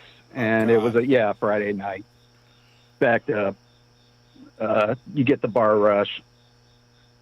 People getting out of the bar. And I, usually didn't run the grill. Certainly capable of doing that. But with all that, I wasn't. They actually do have the computerized system. It's not still diner style tags and the like. Okay. But I was just, doing my earphone, keeping track of my orders. It was mainly the drive-through. There was it was an empty restaurant floor, except for one table, one ticket that I didn't see, and it was already, by the time I noticed it, really old. You all are from Ohio. You got those chili 5-ways? Yes. One of those. Yeah. So, okay, this is a curveball. Go to grab, do the prep on it. Oh, no spaghetti on the line. Let me reach into our backup. Oh, none underneath either. Like, they were shorthand all day. So they just kind of left in a state of poor affairs. Yeah. So I got to run back to the walk-in at this point to get one handful of spaghetti to make one plate to get out because it's already late. Uh-huh. So I'm rushing back with this plate in my hand. As I said, we were short-staffed. The trash is overfilled, leaking out onto the floor. And it's one of these tile floors, slippery. Flip, break the plate in my hand. Okay, I power through, wrap it up, put some, first aid gloves on. It doesn't seem to be stopped bleeding. I clear my line of customers and eventually, what, this is not going to work. I'm going to need a stitch on this. So have to have the manager take over and be like, sorry, I'm bleeding profusely from my hand here. Were you just wearing a glove? Yeah, you put Band-Aids on, and they're filling up, and you have the latex glove over that. Yep. But it's slowly filling with blood, and it's like, oh, you got to change that out, and it's plate juggling, spinning, anyways. Run around. So, all right, I guess I got to catch a cab, get to the ER tonight. See y'all when I see you. They chose that night to do a drawer audit or something, or that's what they told me anyways afterwards, because that was my last time working. Holy for shit. them. Yeah, they lay it on you because oh, they got to report it, like a workplace injury. Yeah. Insurance. They don't want any of that. Yeah, it's been 0 days since somebody's been injured at work. They're like, scram. We don't want people to get injured here. Yeah. Hey, that's your fault you got injured, and we don't. It's like Trump with the I like soldiers that don't get captured. Yeah. It's like we like workers that don't get injured. Yeah, we have a high bar here at Steak and Shake. You need to be able to run a grill, 2 registers, and sprint to the back on a wet floor. You know, we ask a lot of our people. Yeah, it does. It is like the place you can tell when you're there. It's like short staffed every time. I've never been there and felt like there was enough people working. So I mean, most of the people like don't mind that it takes forever because they're just making out on the hood of their car anyways. So like they don't give a fuck if it takes 53 minutes to get a fucking spaghetti because they're just out there like listening to music and Frenching and giving hickeys. Yeah. Or like just smoking out in front of the store. Trying to sober up in the drive-thru. Yes, that too. Yep. They're just sitting there because they have no place else to go. They're going to sit there anyway. So they need big cups of how water. long it takes to get there. Yeah. Yeah. Unlimited coffee refills. Well, that sounds awful. I'm sorry that happened, but that does, pretty much exactly what I saw when I was there. It washes with that episode for sure. Yep. Let's stick a fork in them, hopefully. Yeah. They don't recover from this one. Yeah, I don't know what could bring them back. I mean, cheap food. They're still advertising like a $5 lunch, I think, of some sort. Put one of them skinny ass hamburgers on like a piece of toast or something. I was looking it up. Yeah, they definitely slashed the menu, and now they're trying to, for like only $10,000, they want to switch to all franchise. You can buy in on this money losing operation. Yeah. Yeah, it's weird because like Steak and Shake is done. There's no reason to go there anymore unless, of course, you want your hamburger to be called a steak burger, which makes it better. Yeah. You know what I mean? Well, like a little bit of my upbringing. When it came here, we had just moved out to Reynoldsburg in like 7th or 8th grade. So this was like the late 90s, I guess. And Steak and Shake came to Pickerington. And we went, and the line, there was cars for miles. We waited in line for 45 fucking minutes. They shut down like part of that big ass road. I don't know what it's called anymore. The Hamilton. No, where the Regal Cinema is, 256. Yeah, they shut down 256, a whole fucking lane to make room for a line at the first Steak and Shake in town. We live in the trashiest because Oh my God, Gabo is coming. I did the same exact thing. They had to close off a part of a street and waited for almost 2 hours for fucking Sonic when they first came here. Yeah. Like it was like the first or second day they were open. I was like, I gotta fucking go to Sonic. And I think even at that point, I just realized like, I'm so white trash, man. You know what I mean? Like, Jesus Christ. Yeah. What is wrong with you? But yeah, I mean, I just can't. Five Guys not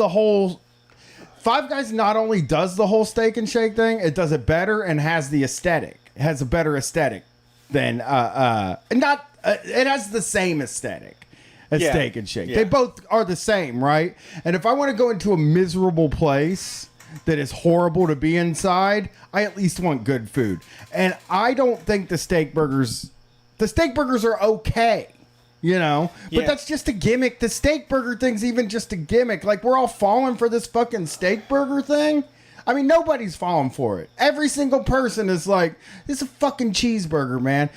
All hamburgers are made out of fucking beef. I'm sorry. It's a steak burger with cheese. Yes, no, it's a cheeseburger because every single hamburger in the world. Yeah. On the window. Yeah, every hamburger in the world's made out of steak. Every fucking one. Yeah. Okay? So okay, credit where due. They're using a different cut. They're using the sirloin that they grind. It's not pink slime like Burger King or some, they're not microwaving. It is a flat top grill, but you were right. They're not doing like diner food, but it is a flat top. You actually slap it out. The sirloin's the worst cut. That's the other thing. The sirloin, the worst cut of beef that you can get. In your opinion. That's like, I wouldn't even say that's my opinion. Steak and Shake would beg to differ. No, they wouldn't. It's marketing, yeah. Yeah, if they used the fucking ribeye, if they used the ribeye, it'd be even fucking better. Little marbling in there. You throw fucking ribeyes in there. It would be delicious. That's my favorite cut of steak. I think honestly the best option is the Frisco melt. That really is the one. That's the killer. I guess, yeah. Five Guys won't do a fucking melt. That is true. They don't do anything like really creative. And also, I think my issue with Five Guys is that I've become a guy that has an issue with places where you have to make your own food. Like, I don't like doing it. I hate it. Where? Any place you gotta make your own food. They just opened a taco place in my neighborhood called Barrio. Oh. And it's a fill out of paperwork taco place. And it's like, just make me a fucking taco. Yeah. Have the chef throw me something together. I'll fucking eat whatever it is. However you like it. Yeah, I hate making my own food. They got you ringing it up now, too. They got, you can't go into a McDonald's and order something from someplace. You got to, like, punch it all in. And right, I don't want to order my own food, dude. Externalizing the cost of everything and the labor onto you. It's like, if I wanted to cook, I'd be at home. Well, and it's so, it's like, how lazy can you fucking be to like open up a taco place and like, you're like, well, we have the beef, we have the queso, we have the, and you just tell us what order to put it on your taco. And it's like, I don't want to do that. If I wanted to fucking do that, I'd do it at home, I would just do I would make the tacos at my house. I go out to eat because I don't want to fucking think. Yeah. That's the only reason to go out to eat. You can make great food at home, but you have to think about ingredients and like all the matching stuff and shit like that. Like, I can make a delicious meal, right? Sure. But sometimes, which is why I'm a big pizza and hamburgers guy, it's easier just to be like, yeah, tonight's a hamburger night, We're going to get Shake Shack, which they make your burgers for you. They don't fucking make you figure out what your burger's going to be. Yeah. Yeah. I've cut out Five Guys because I hate going inside of one because it feels like you're in a bathroom. All that tile, right? They play the worst music in the world in that place. What? It's just Take Me Home Tonight? Yes, it's the worst class. Be my little baby. Yeah, just like a Ronnie says. Yeah. Or like it's just like they'll play like Free Fallin' by Tom Petty, which is like, man, that song was so good until they played it 400 billion times and now everybody knows it and everybody sings it. You know what I mean? Yeah. I wouldn't be surprised if I was in a Five Guys and I heard Baby Got Back. Which you should never be anywhere where you hear that. That's true. Ever. Yeah. Ever again. It's over. Yeah. Sir Mix-a-Lot had a run, man. He had Baby Got Back. He had Posses on Broadway. Put him on the glass. Put him on a glass. A little lower, though. Put him on a glass is like way lower than the other two. True. Fucking Posses on Broadway is tight. That's what I want to hear when I'm eating. That's a good one, too. Posses on Broadway was so good because there was that line in it that we could all like identify with where it's like, Larry is the white guy. People think he's funny. It's like, I want to be the white guy. I'll be your Larry. I'm a Larry. I'll be your Larry, Sir Mix-a-Lot. And then, like, a lot of people don't know this.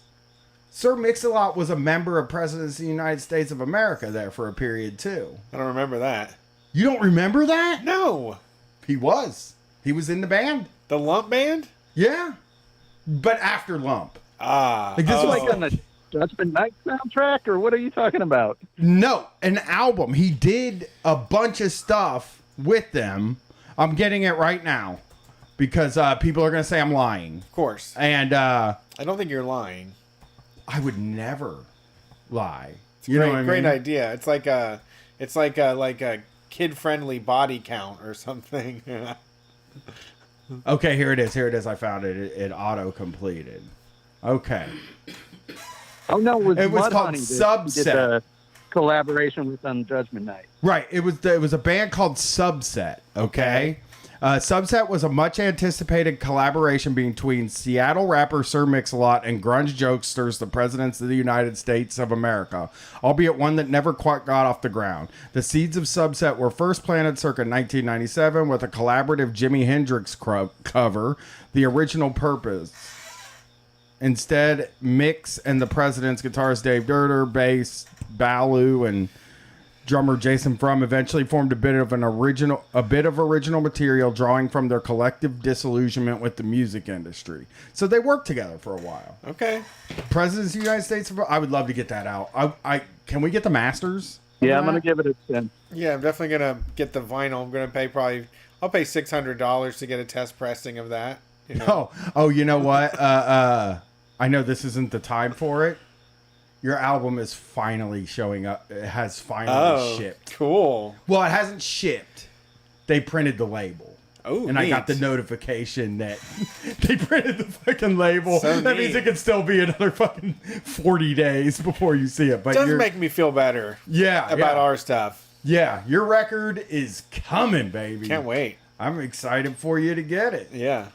It's so weird. You're going to get that record. It's 15 minutes long. Yeah.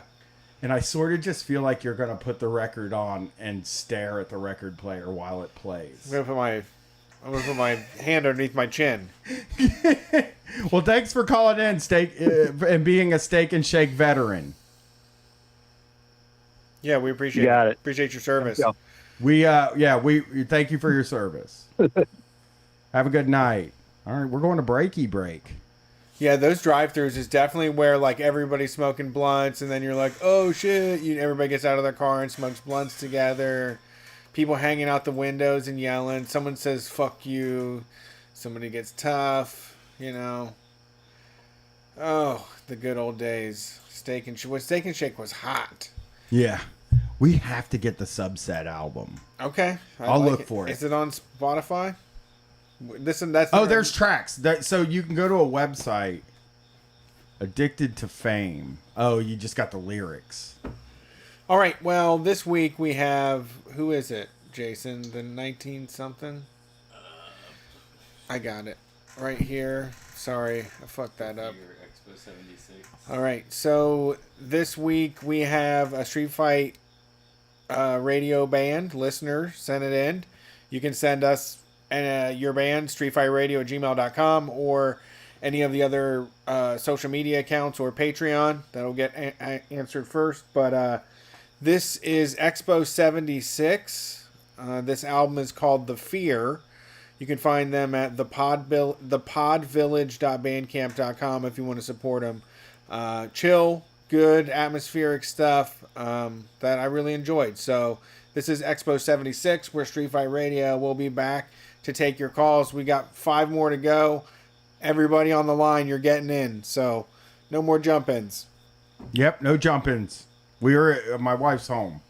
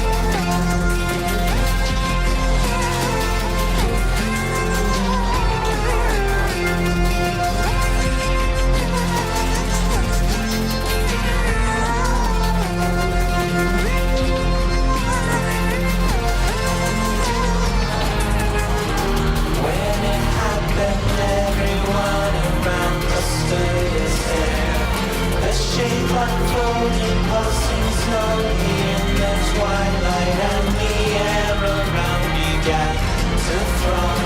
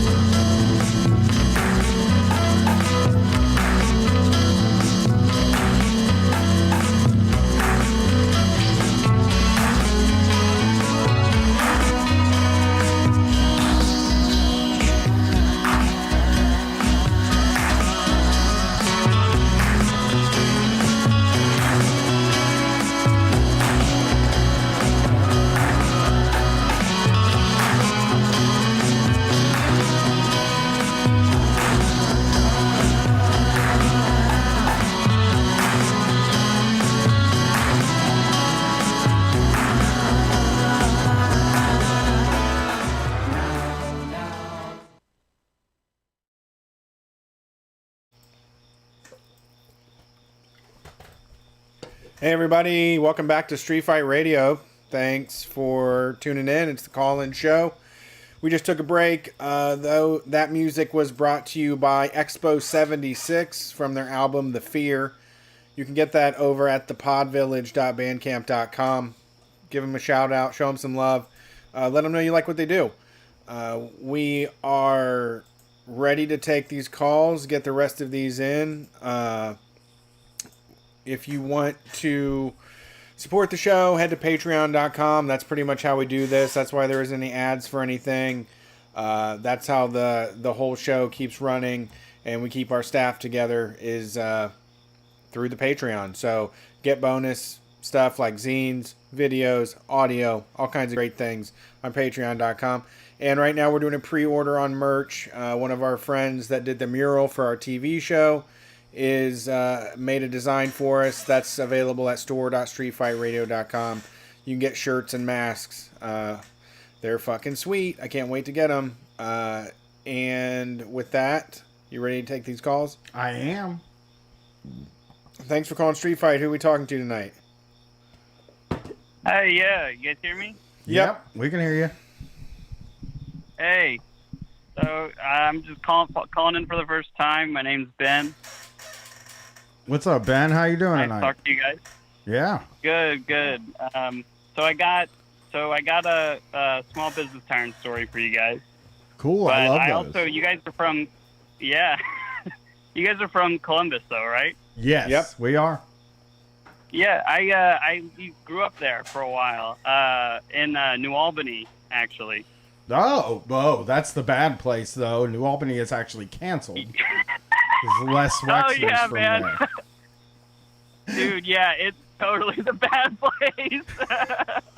I got like a lot of stories from them too, so yeah, it's crazy. That place is crazy, man. It's like a capitalist hellhole, basically. It's one of the weirdest places in Ohio, only because it's like it seems like people move there, want to live downtown, so everything makes every second location of every successful restaurant or business gets put there. Mm-hmm. So they like built their own downtown that's far away from the town. Yeah, well, they don't. They got to keep all the undesirables about, man. yeah, they don't want us there.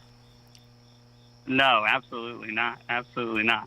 But so my small business tyrant story, I was working at a restaurant for about 8 months, and I quit about like a month ago or 2 months ago or so. Okay. And, so I, worked there for a while. I got out of school and, kind of just need something in the interim before I found a job in my field or whatever. And, for a while it was good.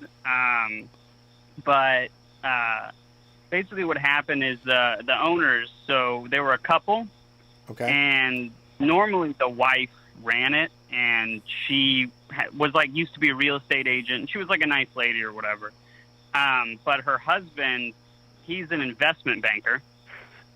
So that gives you an idea of, kind of people we're dealing with. Yeah. And he, I guess, lost his job and then was in between jobs. And so he started spending a lot of time at the restaurant and kind of took over running the day to day. And it was just a mess. 'Cause he was one of those guys, he's very wealthy and very full of himself. Sure. And just the kind of guy who wants to talk down to all his lowly employees or whatever, right? So and I don't know if this is common, but one really big problem was that a lot of the employees lived there. So they owned the building. Oh. And in the back of the restaurant there was apartments. And so pretty much the entire kitchen staff lived there, and he was their landlord and their boss. Wow. So, yeah. So that, which to me is super unethical. That's just messed up. Because anytime anything would go wrong, or they would get, he didn't like how someone was doing, instantly it's oh, I'm gonna have to find somebody else to live here. If you don't do a good job, you're gonna get kicked out, blah, blah, whatever. And, you know, I wasn't in that situation, but it was like, just watching it was like horrible. And so, you know, every now and then, like, and that place was like a revolving door, which, you know, I feel like any kind of restaurant that's like run poorly is just kind of that way. Yeah. But he would have guys move in, like you have a kitchen guy move in, he'd come in and, you know, if anything, you know, he didn't like how they were working or what, there was any kind of conflict, you know, they'd live there for like a month and he'd kick them out and fire them. Wow. Yeah. Yeah, it was just like really messed up. Oh God, that's someone having like full control of your life, really. Like imagine losing, like that's such a big gamble as an employee. You lose your housing and your income all at once. Yeah, and most of the employees were immigrants. Uh-huh. So I think that's kind of part of how that kind of, he was able to kind of get away with that. Right. Because they didn't really have, like a lot of them, they didn't really have any other options, right? But we would get into funny situations because a lot of them, like their English was like only okay. Uh-huh. And he would try to like he was a really condescending guy, like just constantly talking down and condescending people.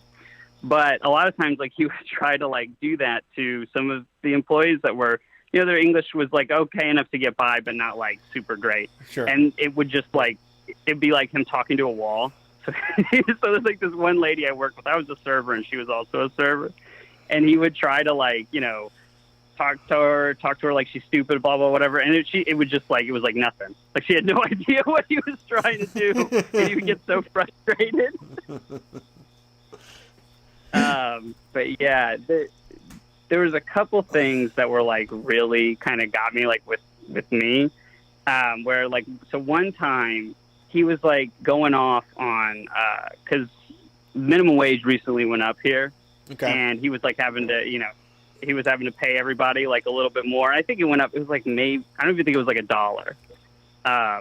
And he was like bitching and moaning about, oh, you know, after, you know, paying people more, talking about how much taxes he pays and everything. And then he's talking to me about it and I'm like, okay, whatever, blah, blah, blah. And he's like, well, let me show you how much taxes I pay. And so then he shows me this like, oh no, you know, it's not, yeah. You don't want, you never want your boss to say, let me show you, because that just, you know what that means, you know? You're not going to raise anytime soon. Yeah. You can't even picture the amount of money I pay in taxes. You know, that's what he's saying. He's like, I pay more in taxes than I pay all of my employees put together. Yeah, yeah. So he shows me this. Now, it's like a bank statement, right? And it is, the figure on it is $1 million. And this is his income. I think, I don't know from when, from like a few years back or something. And he's like, this is the first $1 million I ever made. And here's my taxes paid on that. And I'm like, what are you, like, you're really going to show me your $1 million you made from being an investment banker, and you're going to show me how much taxes you paid on that? I'm supposed to feel bad for you. No, yeah. I mean, even you if got he to had keep most of $1 million, right? If he had to pay $700,000 of that, I wouldn't feel bad for him. You know what I mean? Right. Like if somebody made $1 million and they only got to keep $200,000, I'd be like, fuck, that's you great. know, Damn, $200,000, I could use that. Take the next 5 years off or something. Yeah. I'll say it right now. If I make $1 million, I will not complain if you take $800,000 from me. You know, Yeah. I don't care. Well, I just think that money gets, and I know $1 million isn't fuck you money anymore, right? But I do know that money gets to a point where, what are you gonna do with it all? Right. You know what I mean? It's just kind of like, you know, maybe if I got $1 million, I might just buy an apartment and own it so I don't have to pay for it anymore. Okay. And then, like, that's it. I don't know what else I would want. Yeah. You know, not having to pay rent ever again would be good for my pocketbook. Right. You know? But guys that make that much money and that have that amount of money where it doesn't even fucking matter if they paid 80% of their taxes, they always complain. Yeah. More than anybody. that pays taxes, you know? Yeah. Yeah. Well, I'm thinking too, this guy, I mean, like what he does, he like runs, like he's in charge of like investments for a bank. So like other people's money, essentially, he's like in charge of the investments. Like this is the kind of guy who knows how to, every loophole, every tax loophole, every way around. Like there's no way he's paying like just straight up whatever like tax bill he's supposed to pay every year. He's got money offshore. Yeah, I was gonna say there was some. I remember that I was just in so much rage because there was a friend of a friend that went to their house. Their parents drove like German luxury automobiles, 2-car garage, all that stuff. But their kid was able to get financial assistance for college because they owned a restaurant, and they were basically to just say the whole thing was like a loss. They just reported like, oh, we didn't make any money this year. That was the first time I realized like I got to get a business. Yeah, absolutely. Yeah, that is one of those things where you look at it like, this isn't so bad. Yeah. You lose money, you fucking come out on top in the end. It's perfect. Right. They've made owning a business relatively low risk. Yeah, well, they lost money after they took like the $250K out for themselves, right? Yeah. No profit. Yeah. Nothing. There's no profit for the business. Nothing here. Yeah. And that is funny when you say like he basically just had a place so he could scream at people, because that's what Lexi's was when I worked there, which was like a deli. It seemed like the guy just opened a restaurant so he could scream at the employees all the time because it was just constant insults. And he didn't hire immigrants, he hired felons. So, they don't have a whole lot of options, so they have to put up with his shit. Yeah. Yeah. It's fucked up. It is. That's the wrong world. people are in charge. Yeah, it's just, I don't know. It's just a messed up scenario, man. I felt so bad for like the people who worked there after I left, but I finally just got tired of dealing with them, and I was like, I'm out, and I can't do this. It was, during the pandemic too. So like I had been a server, right? And I was making like decent money, above minimum wage with tips and everything. But when the pandemic hit, that's like, there's no tips, right? Right. And, he was paying us like, paying me like minimum wage, which is fine, whatever. But, I wasn't making, what I'd been making before. And they were just constantly there. They would like, so they have a camera in the restaurant, and they would like look and see what you're doing. Yeah, But, I've never had to do that. The kitchen... So the kitchen guys, they would just like go in the back if they wanted to just like sit on their phone or like watch TV on their phone or do something like that. But I was like, I was the only person up front. I was the only server they brought back to work. So I had to be like at the front to take calls like on the phone, or if people walked up or whatever. So, if they wanted to go do something, they just go in the back and then nobody can see them. But, if I'm like, I'd be on my phone or whatever, because a lot of the time it was dead. I mean, you weren't having like the normal like rush hours that you normally have, and people order food at odd times because everybody's home, everybody's working at home, whatever. Yeah. And they would call me, like call the restaurant and be like, hey, you're on your phone, like don't be on your phone. I'm like, okay, well, I mean, there's not really much for me to do. Do. And then it started to get to the point where like they would like call me when I was at home, like not when I wasn't working. Or like text me like a long list of like, oh, like this is what like, we want you to do, or blah, blah, blah, whatever. And I was just like, I can't deal with this anymore. Like, I don't want you calling me while I'm at home, like telling me whatever. And I just had to get out of there. So yeah, it makes sense. Yeah. But I just feel so bad though. 'Cause there's like, especially for the guys that are like stuck there, 'cause that's where they live. Yeah. And, the place for this restaurant, it's just like, it's like a college town, and there's, real estate's like expensive and like rents are high. So I think they can't, they couldn't afford to like get another place or something. Yeah. That's like, especially on the kind of wage they're making, they have to live there, or else they can't really afford to live somewhere. Like one of the guys I worked with, he had been in Section 8 housing prior to that. Okay. And so like, all share the same house. Yeah, and that's the other thing. They all it's one space, and they just have rooms. Oh, and no. then they're living. Yeah, and so their kitchen was the kitchen. Oh my God! Wait, their so they kitchen live in a was- house together. It's like Big Brother. Everybody that works at it's like Yeah. the real world. They all work at the same place, and they all live in the same. Yes. place. Yeah, that's the real world. But that's what the real world was, right? Yeah. They would give them a job. Yeah, and they would all have to live together. Well, that's crazy. Yeah, that's horrible. I'm sure it's happening, all over the country. If you can avoid it, never live with your boss. That is the lesson. Yeah.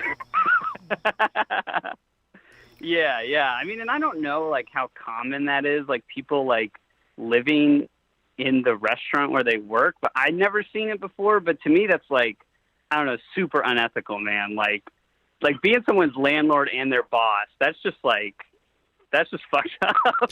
Yeah, I mean the thing is though, when you talk, I think I wouldn't know this. Obviously, you know them better than I do, but I'll bet you the people that live in that house probably see it as an upside to the job. You know what I mean? It just is you would like it if you would like it if the person that owns the place didn't own the house. Like if the person that owns it maybe could get somebody else to run it, like a management company or anything like that, because it does feel like a fucked up situation. And I'm sure that, I mean, I've worked in restaurants and I'm sure that house is not a healthy place to live in.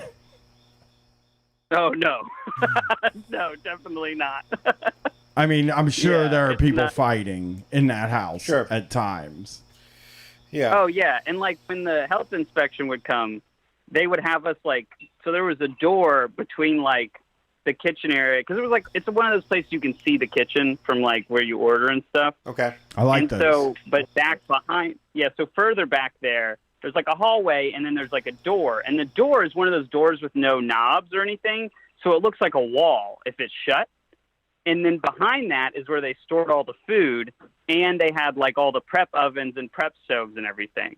But that's also the residential area where right above that is where they lived, and their bathroom was down there and everything. So whenever the health inspector would come, they would have us shut that door, and it looked like a wall. So they didn't know that was part of the restaurant. But food was being prepped back there, and all the food was being kept back there before it was prepared, or a lot of it. Fuck. So That is wild. the health inspector never saw it. Yeah, and I'm sure that they had just said, oh, it's actually residential. It's not connected to the restaurant. But that's not true. It's half the restaurant, the prep area was back there. And that's the thing is that it's that easy to make $1 million. That's all you have to do to make $1 million, folks. You have to lie and be an asshole all the time. Yep. 100% of the time you have to lie and be an asshole, and you will get $1 million. Run a company town in the middle of a city, and there you get your first $1 million. Oh, they're gonna punish you for it though. What You're kind gonna of be rent? punished for making all that money by the taxes. What kind of rent were they paying? Man, I think they paid I think it was maybe $800 a month, and normal rent in the area is $1,000 to $1,200 a month. But they weren't getting their own place for that 800. You know what I mean? It was a room. Yeah. They got a room. Oh, yeah. That is the worst. Oh, that's a And, small their business tyrant. bathroom- Yeah. That's actually And what their that is. bathroom was oh, sorry. No, sorry. They're just one of those things. Their bathroom was the staff bathroom. So sometimes in the morning I'd come in and I'd go to use the bathroom before going into work, and somebody be brushing their teeth, or sometimes it'd be locked because he's taking a shower in there. Jesus. So That's very much was their bathroom.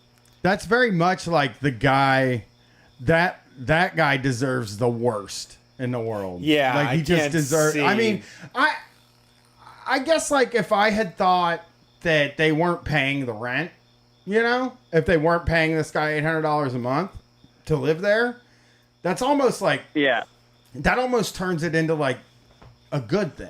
What? Right? If the people that lived in the house at the restaurant didn't have to pay rent, sure, because they worked for the restaurant, it sort of morphs into it's not a bad thing. It's shitty that people are being treated like shit and stuff like that, but it's like you're doing a real fucking service here, you know? It's an opportunity for some of them once, especially because a lot of that transportation to work can also fuck you so bad on a lot of those jobs, and they want you to be there so quickly. I'm sure it seems like a plus to be near work, but paying, you're right, I don't know. Paying $800 a month when you're making minimum wage. Yeah. I mean, I guess you're eating for free most of the time. I don't really know. I don't know how this kind of stuff works out. It sucks. That is wild. That is a wild story. That there is a small business tyrant / landlord. And I believe, as the communists say, first against the wall. One of the first against the wall. Yeah. You know? Yeah, he's an investment banker too, so it's like a triple whammy. Yeah, this guy, if we win, he's gonna be fucking breaking bricks for decades. That's gonna be his job, breaking bricks. Yeah, well, thanks for calling in. We appreciate it. Yeah, thanks, guys. We need brick breakers after people the have to thing. break You know, I don't know for what, but split logs maybe. Yeah, for bricks have fireworks. to get broken. So. I just remembered I did have a friend that went out to Montana and worked at a resort that was like a nature getaway place. He got to live for free, but also got paid. So, but you know, he was actually literally at like a place where people were paying thousands of dollars to go on vacation, you know? Yeah. I mean, and free rent too. That's the kind of thing. Yeah, I would do that. You just did it for a summer. Why? Because people could only go there when it was nice out, you know? Yeah, that would fucking rule. I would like stay there. You know, Jackson Hole? Yeah. Oh, that's probably beautiful there. You know?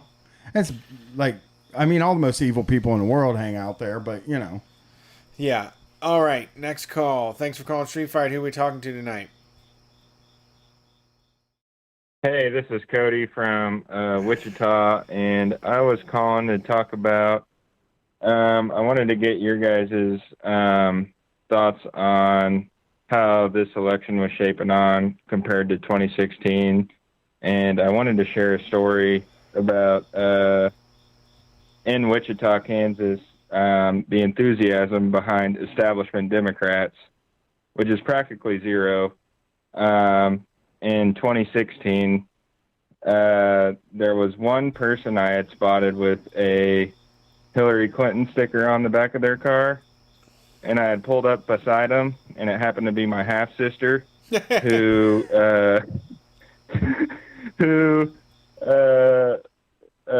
their mom, who's my dad's ex-wife, had like ran in like local office and stuff. And that was the only Hillary Clinton sticker I saw. And recently in 2020, we've seen like a few Joe Biden signs around, like a little more than the Hillary stuff. We actually saw like a Joe Biden banner. Uh-huh. But I don't know if that's more like hysteria of like just the regular like liberals who are like going to support that anyway, or if there's like an actual galvanization of support behind this.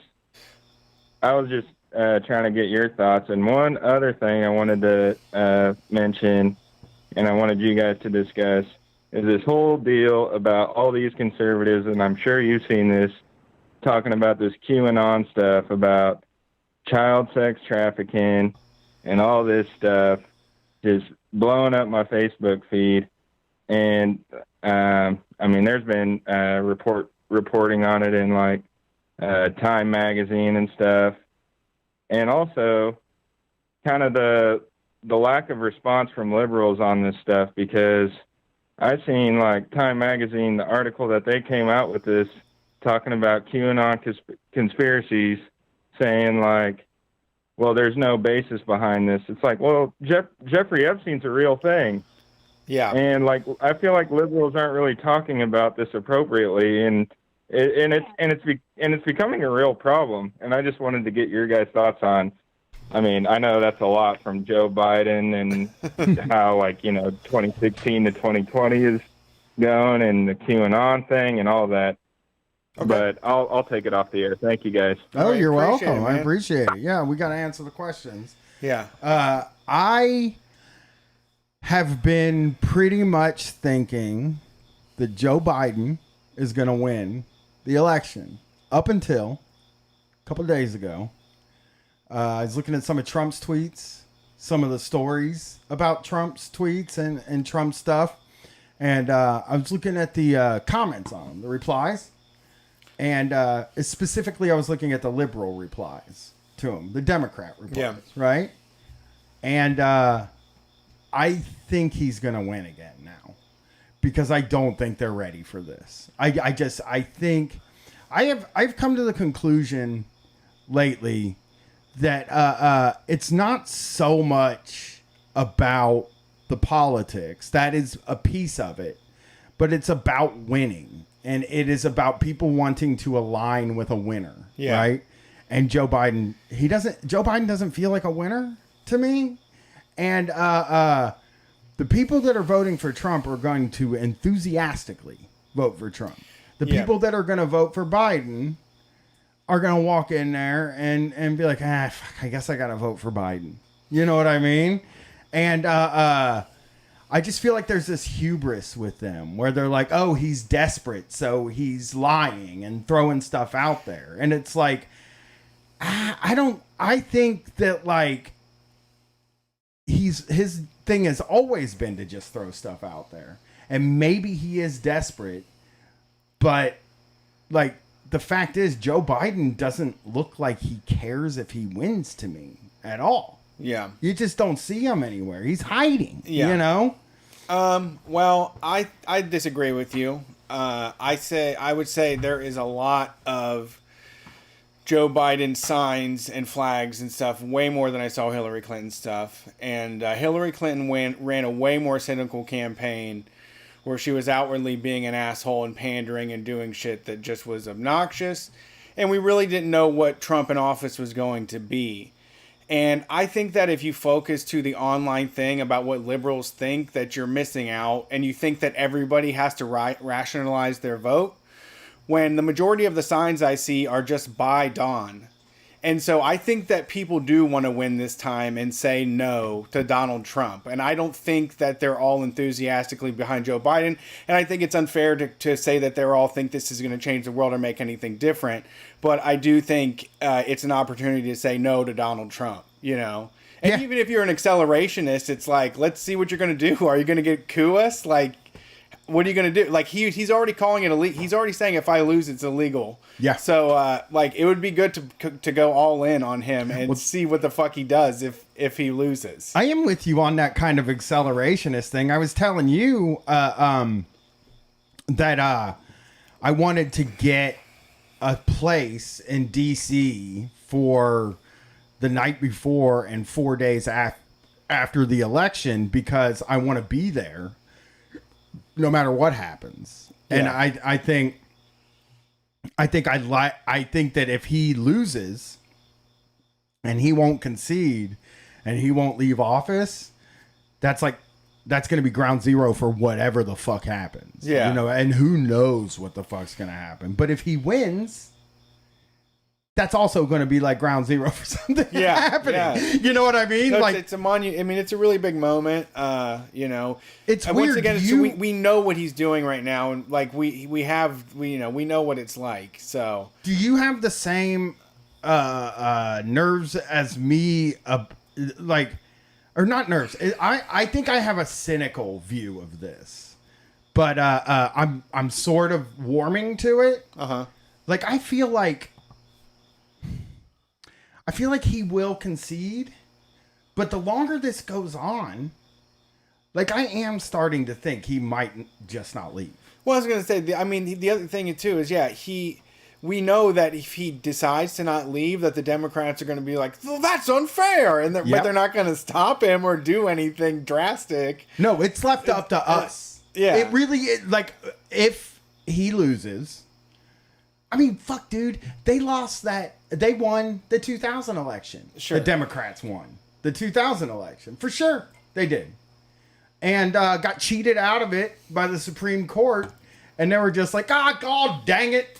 Well, we'll come back in 2004 and we'll run John Kerry against this guy, and then lost again, you know? Yeah. And I think also an important thing for me was being around in 2004 and being somewhat engaged, because I feel like in 2004, I feel like we thought Kerry was going to win. I feel like a lot of people were super fucking confident that he was going to win. And for all the same reasons, they're kind of confident that Biden's going to win. It's that, like, he has respect for the system. He follows the rules, and he's intelligent in a way that George W. Bush wasn't. Sure. And I feel like we're basically looking at the same race.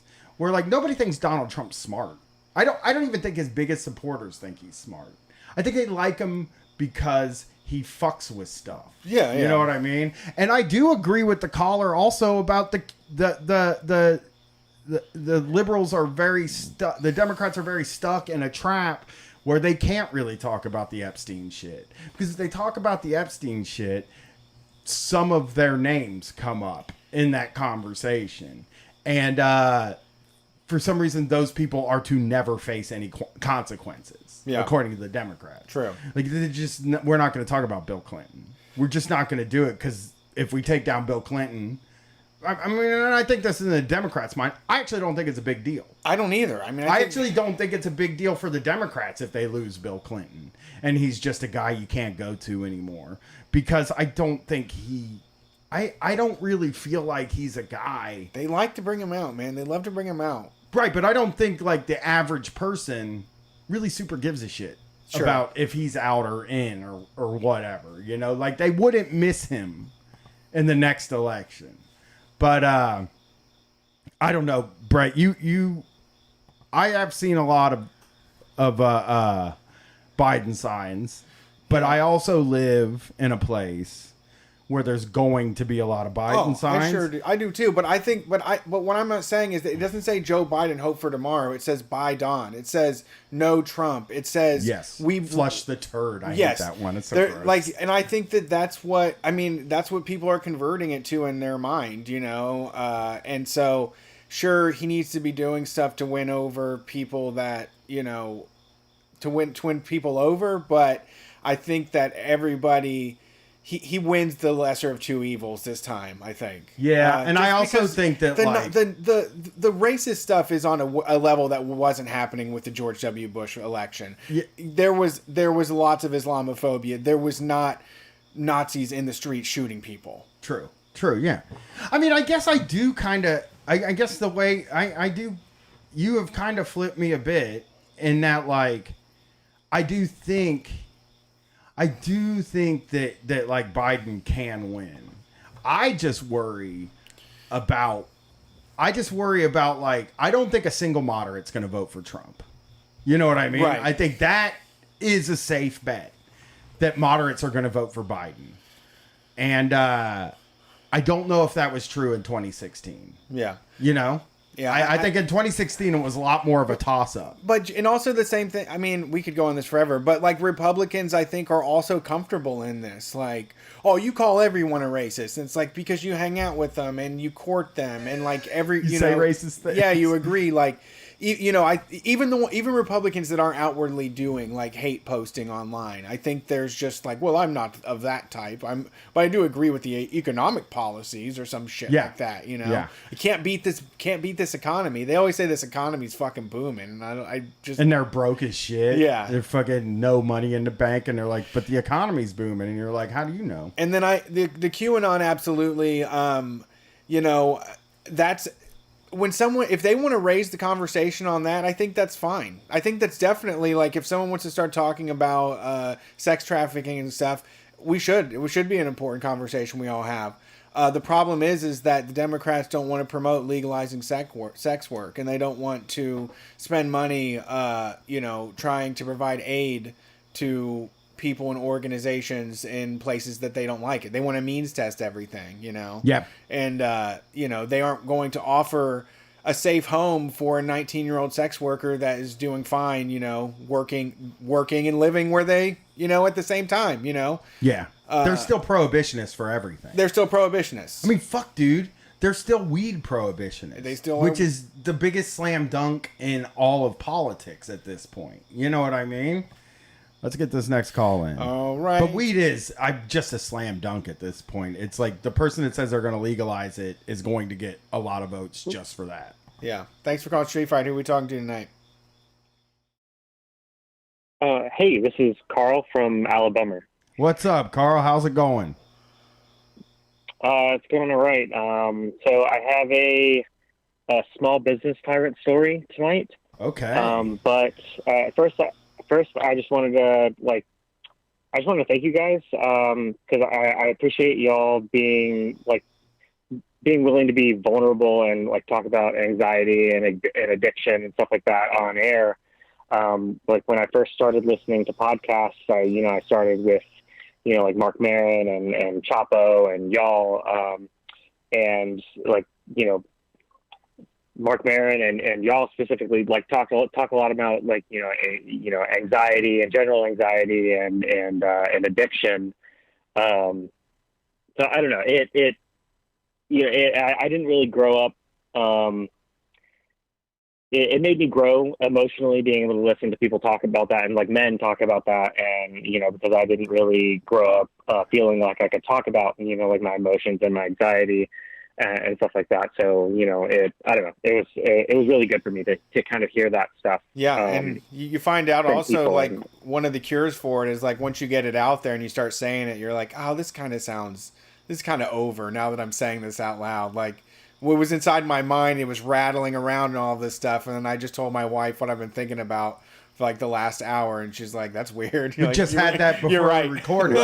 We just had that before we recorded. I had this thing bouncing around in my head for all day. And I just walked in and I was like, I have to say this and I'm just going to say it. You know what I mean? And I just said what it was.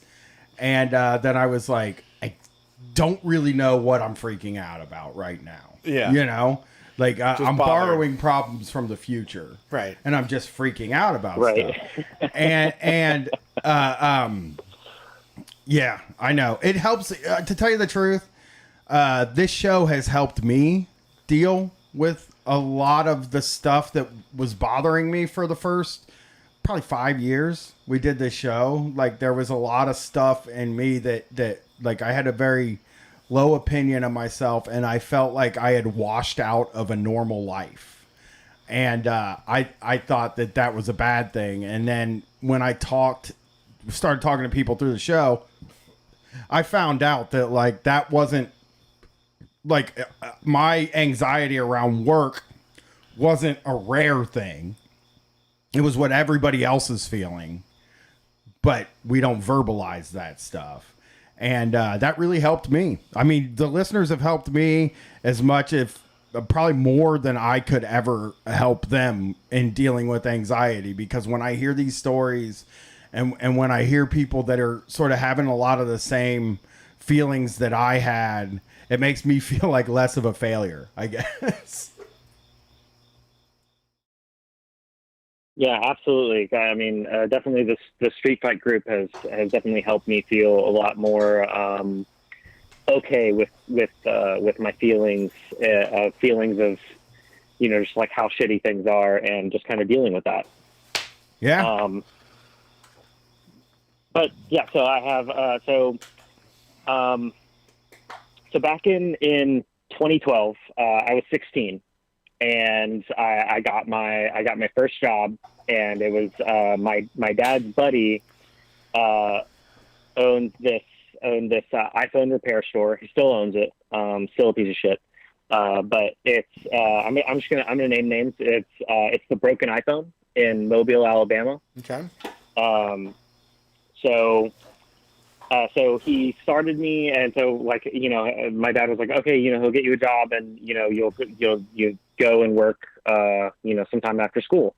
And so I was like, all right, so I'll go after high school and go do that. And so I talked with him, and so basically he started paying me under the table to start working there after school and on weekends. Okay.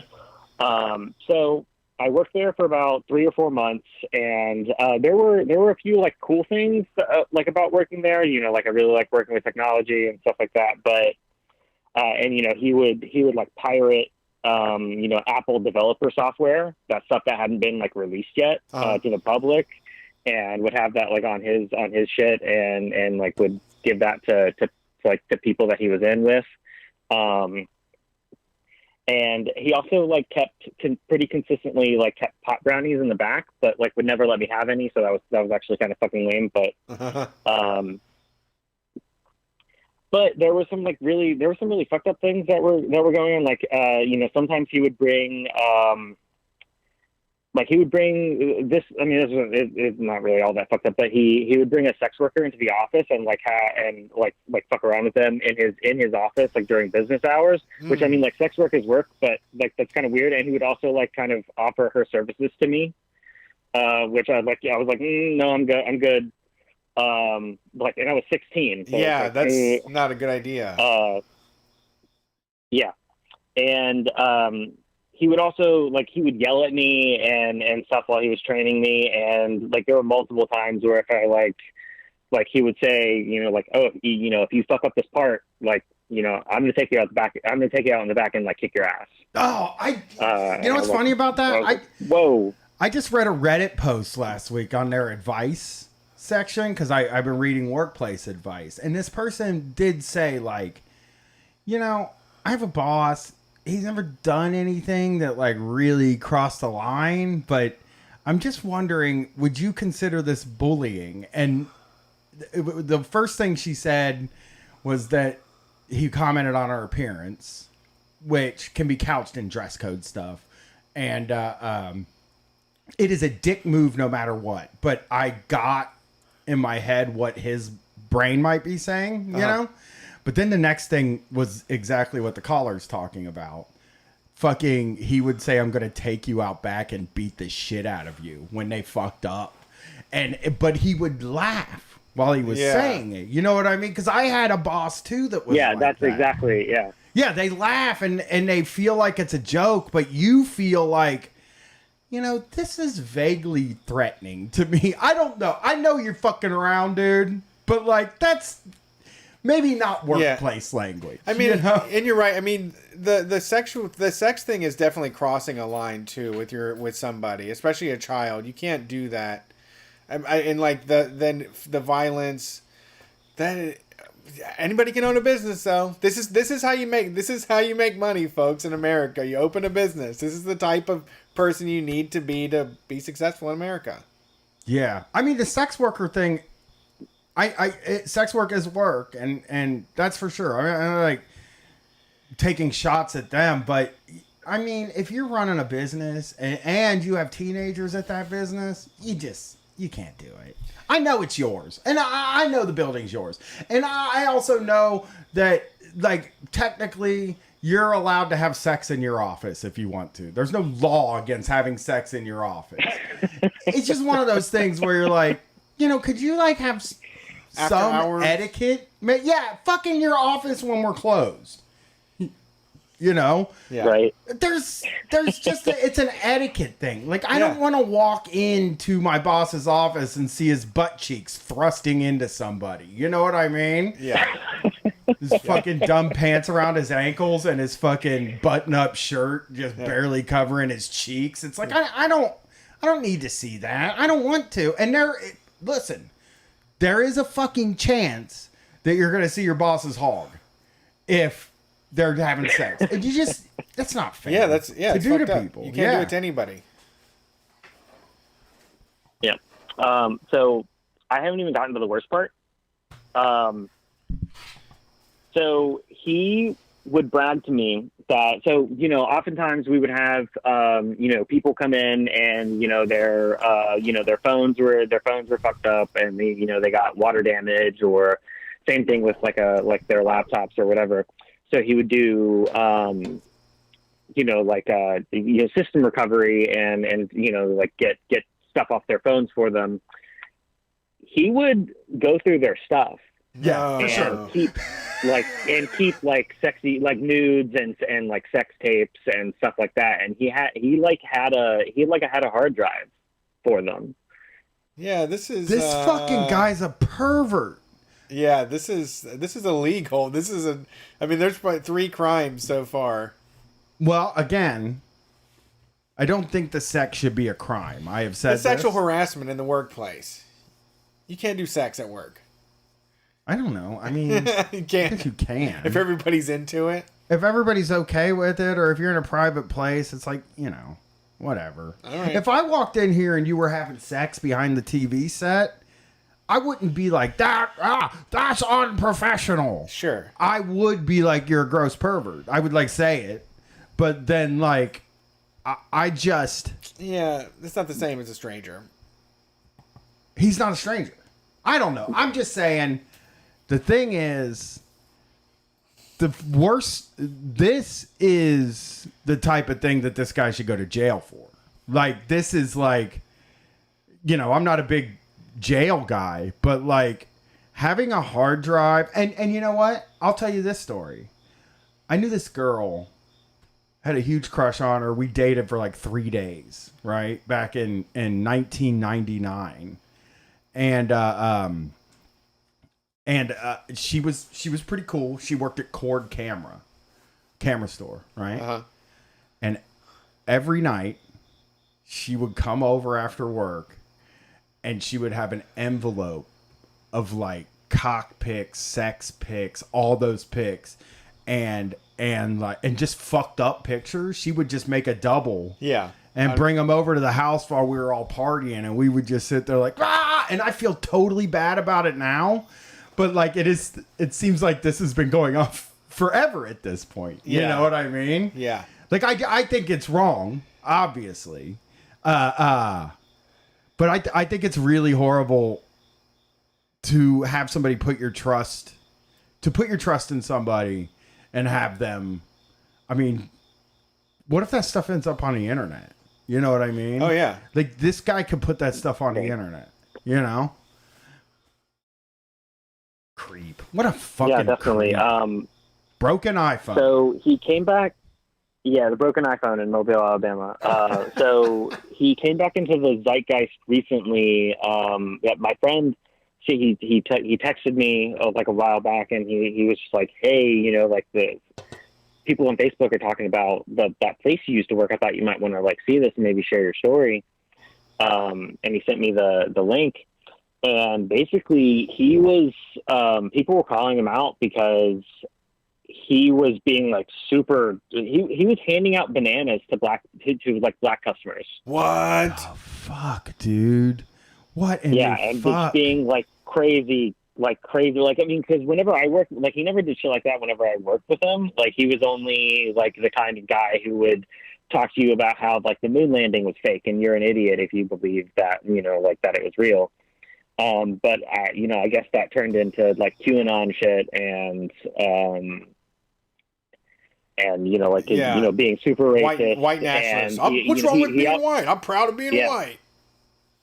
That's interesting. He also doesn't allow he doesn't allow masks in his store. Oh my! Now he doesn't allow anybody to wear masks. Which isn't as that's not as big of a deal as like being super fucking racist to like all of your customers. But please God, give him a horrible case of COVID. Not that I want him spreading it, but he's just the kind of guy that deserves it. That is fucked. This guy is fucked up. It's so weird. And I will say what you were saying about the conspiracy theory and stuff.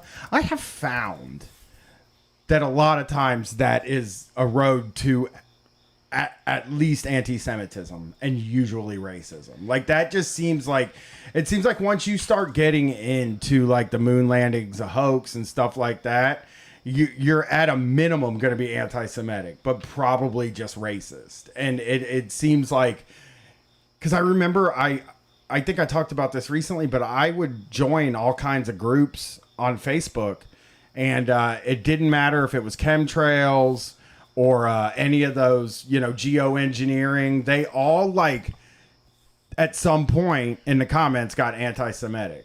And like, I hate to say it because I don't like want to profile people in that way, or I don't want to say that all of those people are like that. And, you know, they're probably not all like that. But I do think that's a road to getting there for sure. Yeah. Yeah. Someone was, I can't remember. Someone was saying on Twitter, I can't remember who it was, but explaining that a lot of the QAnon stuff now is a rehash of satanic panic. It's a rehash of like old anti-Semitism, bloodletting type hysteria and shit. It's you know, it's nothing new about it. It's just way more it's faster. It's political. It's faster and political. Yeah. They put it into politics. Sense. It's like the Satanists are now leftists. Right. You know what I mean? And it's like satanic panic with leftists as the bad guys, you know? Well, that is a fucked up story. The broken iPhone in Mobile, Alabama. You're on our fucking shit list. Yeah, that's awful. Very small shit list, but they're up there. Thanks for calling in. Oh, yeah, absolutely. Yeah, y'all have a great night. You too. Appreciate it. You too. Oh, we got calls. What, do we get a jump in? There's one jump in. Didn't we just say no jump ins? They must not have heard it. Because we got like a couple calls, right? We should have dose. Yeah. Let's go. We got 2 calls. We got 10 minutes. Thanks for calling Street Fight. Who are we talking to tonight? Hello? Hello? Hey, Am what's I up? on? Yeah. Hey, I'm Aaron. I'm calling to, I think you guys might be interested in hearing about the strike at the University of Michigan right now. I am interested. Is that the one that, I'm thinking that's the one I looked at where they were talking about the rat, which we don't have to get into that. Yeah. You know, some administrators, oh my God, I got to tell you about this story. So, backstory, GEO, the grad student union, is on strike because we want a safe and just pandemic response. The administration is not doing enough testing, and also they responded to this pandemic by increasing policing on campus. So we're really trying to push public health issues and abolitionist issues. But today we were all over left Twitter because an administrator got mad that we came to her house. I did see that, yeah. Yeah. So I think a backstory on that action and sort of the response might be what people are interested in right now, especially since people are accusing us of canceling Scabby the Rat. Oh, I'm not accusing you of canceling them. I'm accusing somebody else of canceling them. Right. Okay, So, yeah. Let's hear it. Yeah, sorry. Here's the background. So we have a couple of deans. They've been threatening us with pretty much firing us. So after talking to them for days and days, and there's no response, we decided to shut down the city of Ann Arbor, march across Ann Arbor. Ann Arbor cops had no idea what they were doing because, you know, it's a small college town. They had no idea. Yeah. So we shut down traffic, you know, called the deans scab because they are. Let me say this real quick. We're supposed to hate people from Ann Arbor, but me and Brett are such kind and good souls that we like you people in Ann Arbor. We don't care about some petty college rivalry. I mean, is it really a rivalry at this point? Like, we can't win a game right now, so. Yeah, I mean, but, you know, if you saw how people treated here, you would be like, oh, it's still a rivalry. Oh, no, I grew up in Cincinnati. I'm well aware how much you guys hate Michigan. So. I don't. I never did. I had a Michigan starter jacket when I was in high school. Yep. I'm an iconoclast. What changed? I just don't watch football that much anymore, you know? And I also am, I mean, I'm currently wearing a hat for a Japanese baseball team that I couldn't even tell you the name of. So I'm a hat guy. And when you wear hats, you got to wear sports teams on them because that's all they make, you know? So thinking about buying a Phillies one next. Interesting. I like the accent. Yeah. Water. You gotta say water. Hey, get that water. I gotta go get water ice. You know? Yep, all the time. Yeah, I gotta get a Coke. Let's go get a Coke. You ready for the hat? Yeah, I am. Wherever you're from Hey, there. we're gonna go have some Coke in the water. Let me get that drawn right there. Yeah, you gotta get one of them Johns. All right, I'm sorry, I cut you off. So, the police didn't know how to deal with the confrontation, and what ended up happening after that? Well, so we march down. It's a great action. Everyone's riled up. We go through Ann Arbor. Great action. Then afterwards, we hear from a bunch of faculty that they were concerned that we went to someone's home. It was a step too far. And then what happened afterwards were they also accused us of drawing anti-Semitic imagery. Yes. So we had to sort of do the diplomatic organizational response, which is say, look, this is Scabby the Rat. Scabby the Rat's awesome. That said, we're going to avoid using rats in the future just so that we are not prone to sort of these bad faith attacks. Yeah, I mean, who did the attack? It wasn't people with you guys, right? You people. No. It was largely faculty. Yeah. So that kind of stuff. Faculty knows where Scabby the Rat came from. Faculty knows that rats are a forever long union mascot thing they put big rats outside of businesses. They put big inflatable rats outside of businesses for scabs. And it's this new thing that like the people on the other side of a strike do, where they're like, well, the left is sensitive to like all these issues. We will fucking accuse them of anti-Semitism and put them on their heels. Oh, you know what I mean? Okay. And they said Scabby the Rat was an anti-Semitic caricature. And hey, I'm going to tell you the truth. I would have apologized too at first, because when all those people, when you feel like somebody is coming at you, your first instinct is to be like, maybe I should, maybe I did mess up. You know what I mean? Maybe I did. But, I think that's that's a new cheap shot that the union busters try to do. They'll like accuse you of racism or something like that, because they know that you're sensitive to that. It's not that they truly think that. They are using your sensibilities against you, and it's real dirty. And Absolutely. I hate it. Yeah, I hate it. But I didn't think you guys canceled the Rat. I am for your strike, and I'm a big proponent of Scabby the Rat, and I also think, I'm just going to say this, I do think it's odd. It would be nice to get an explanation out of the person who said that Scabby the Rat was anti-Semitic, because like, what are you saying there? Yeah. Like, why? Like, what stereotypes? Show your work. What are you playing? Yeah. Because it feels like you're saying, it feels like you're saying something anti-Semitic when you say this. You know what I mean? Because you know that we weren't setting out to attack Jews on this thing.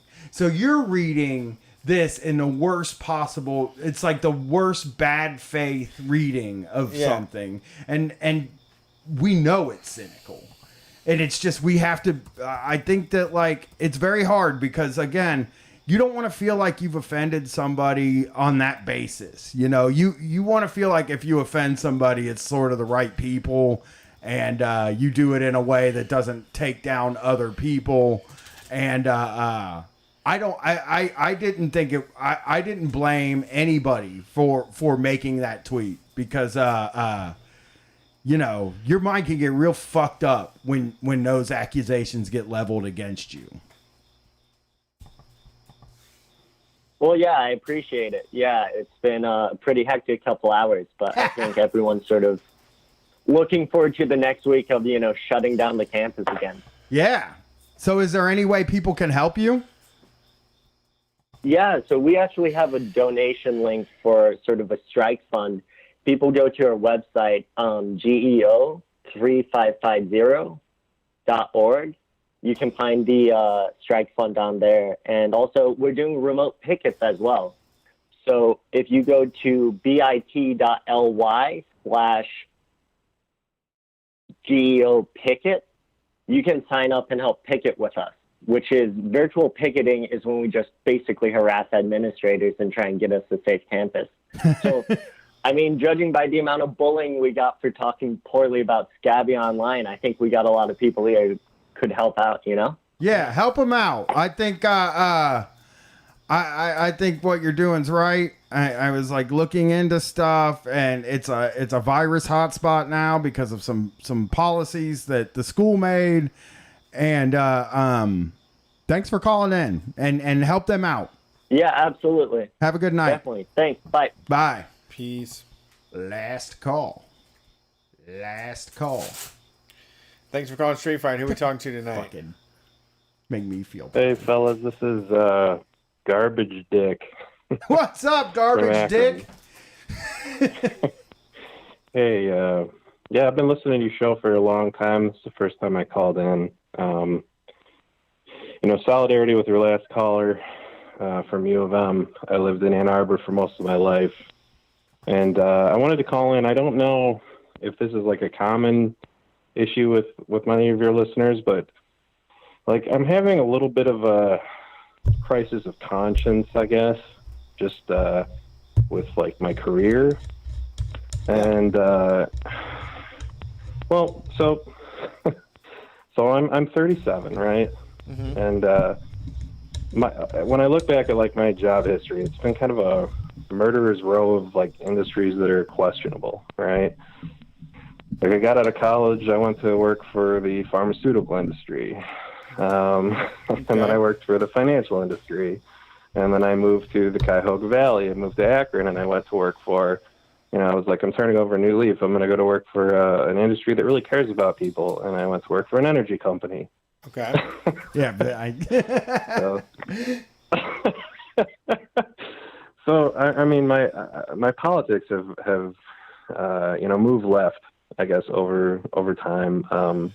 And I consider myself a leftist now, but I also, like, I'm pretty comfortable right now, and that's like the problem. Like I hear all these stories, and like you have such heroes that call in every week. They're doing like their direct action, or they're like standing up for themselves against various small business tyrants, and it's like I look at spreadsheets, but man, it's like, they pay me like $85,000 a year, and I got like 4 weeks of paid vacation. It's like I don't want to find a new job, but at the same time, I'll get flyers in the mail that are like, the red Chinese are trying to take over Ohio's energy grid, and it's that's us doing.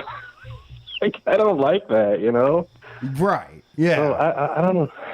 Like, what do you guys think? Is it okay to like sort of compromise yourself and I don't know, your values? We've never been the type that would say, I mean, unless you're a cop or something like that, we've never been the type to kind of say that you should feel bad about your job, because we all have to live in this world, and these things happen, and they're gonna happen with or without you. And the only thing you can really do is put energy and resources towards sort of fighting to destroy your job, I guess, is the way I look at it. Like, it's kind of like, do what you can to help with left causes, whether it's, putting money towards it. If you can get to a picket, you can go to the picket, be a warm body there, and you can still live your values in the situation that you're in. There's nothing. I I mean, the energy industry, I know people that work in the energy industry, and I know that it's not the best for the environment and stuff like that. But like, there are so many things that you can do outside of your job to sort of repay what's happening. And like, if you're hearing callers call in and talk about their work, they're not telling us what their job is. A lot of time they're telling us about an old job or something like that.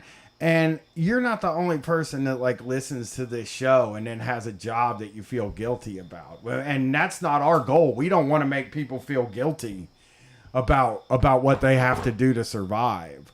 But if you feel it's an untenable thing to keep doing this, like if you have these feelings that you have to get out, then I mean the best thing to do is just take your time.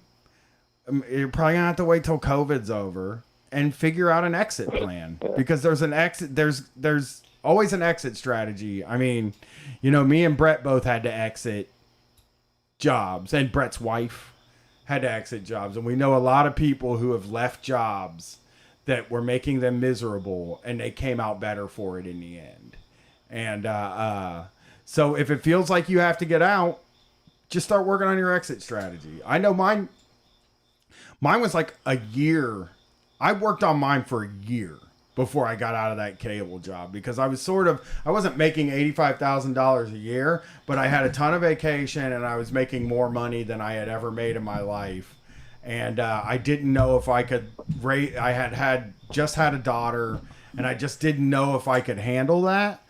Like I didn't think I should quit my job, but I did feel like I hated the job and that it was making me sad and miserable. And I had to get out, and I figured it out over a year. And then it took me another 8 years after I left. It took me another 8 years to figure out what I was doing. But I think I honestly think that for somebody like you who has these values and is comfortable and maybe has a little bit of extra cash, you can really be effective helping people, because mostly what people need is money. Yeah, that's kind of what I've been doing so far. Is like I'll donate to strike funds. I'll donate to bail funds and all that. And after I get off this call, I'll look up the U of M strike fund there from your previous caller. But it's like I mean, good advice, and thank you for that. It's just you always wonder, like, is that enough?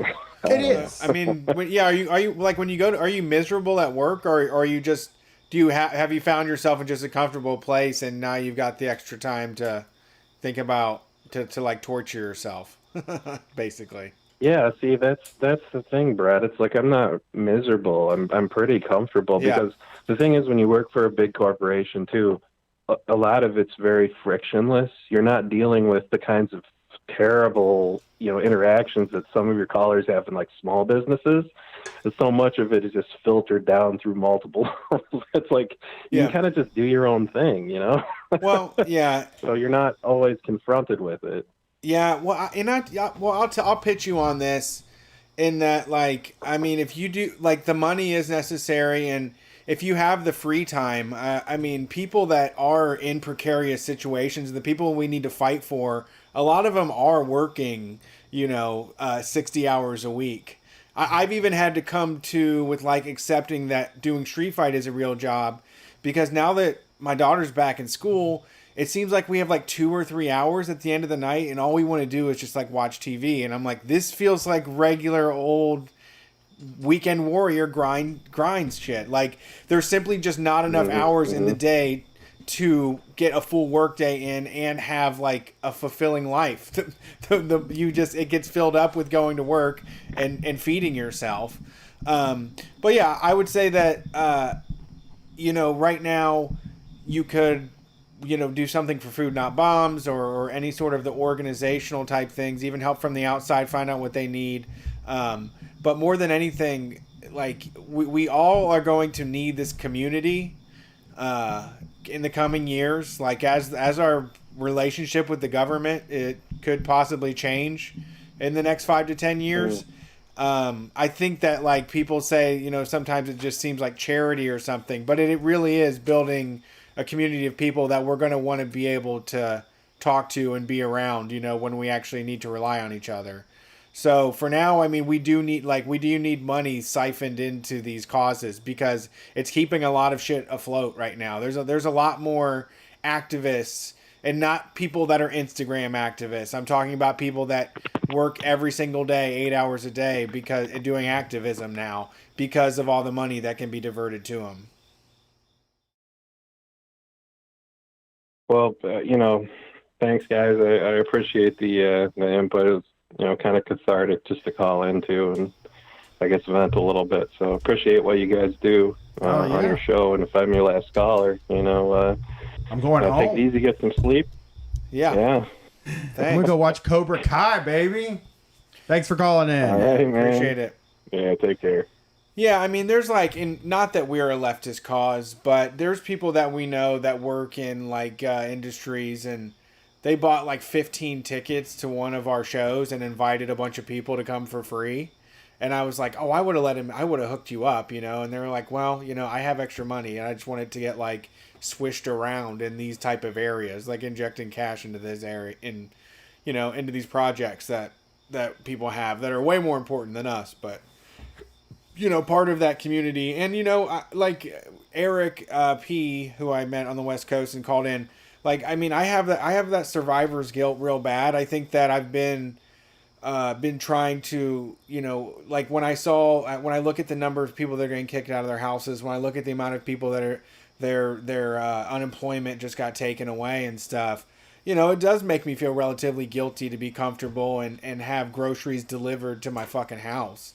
But at the same time, you know, I also am able to provide other things that are helpful. And, you know, I'm not like, you know, that sounds like an incredible amount of money, but the people that have more are like the amount of money that's above $100,000 is just obscene, you know, for your average worker's pay, you know, like it's not an obscene amount of wealth to have a job that pays $80,000 a year. No, not at all. Not at all.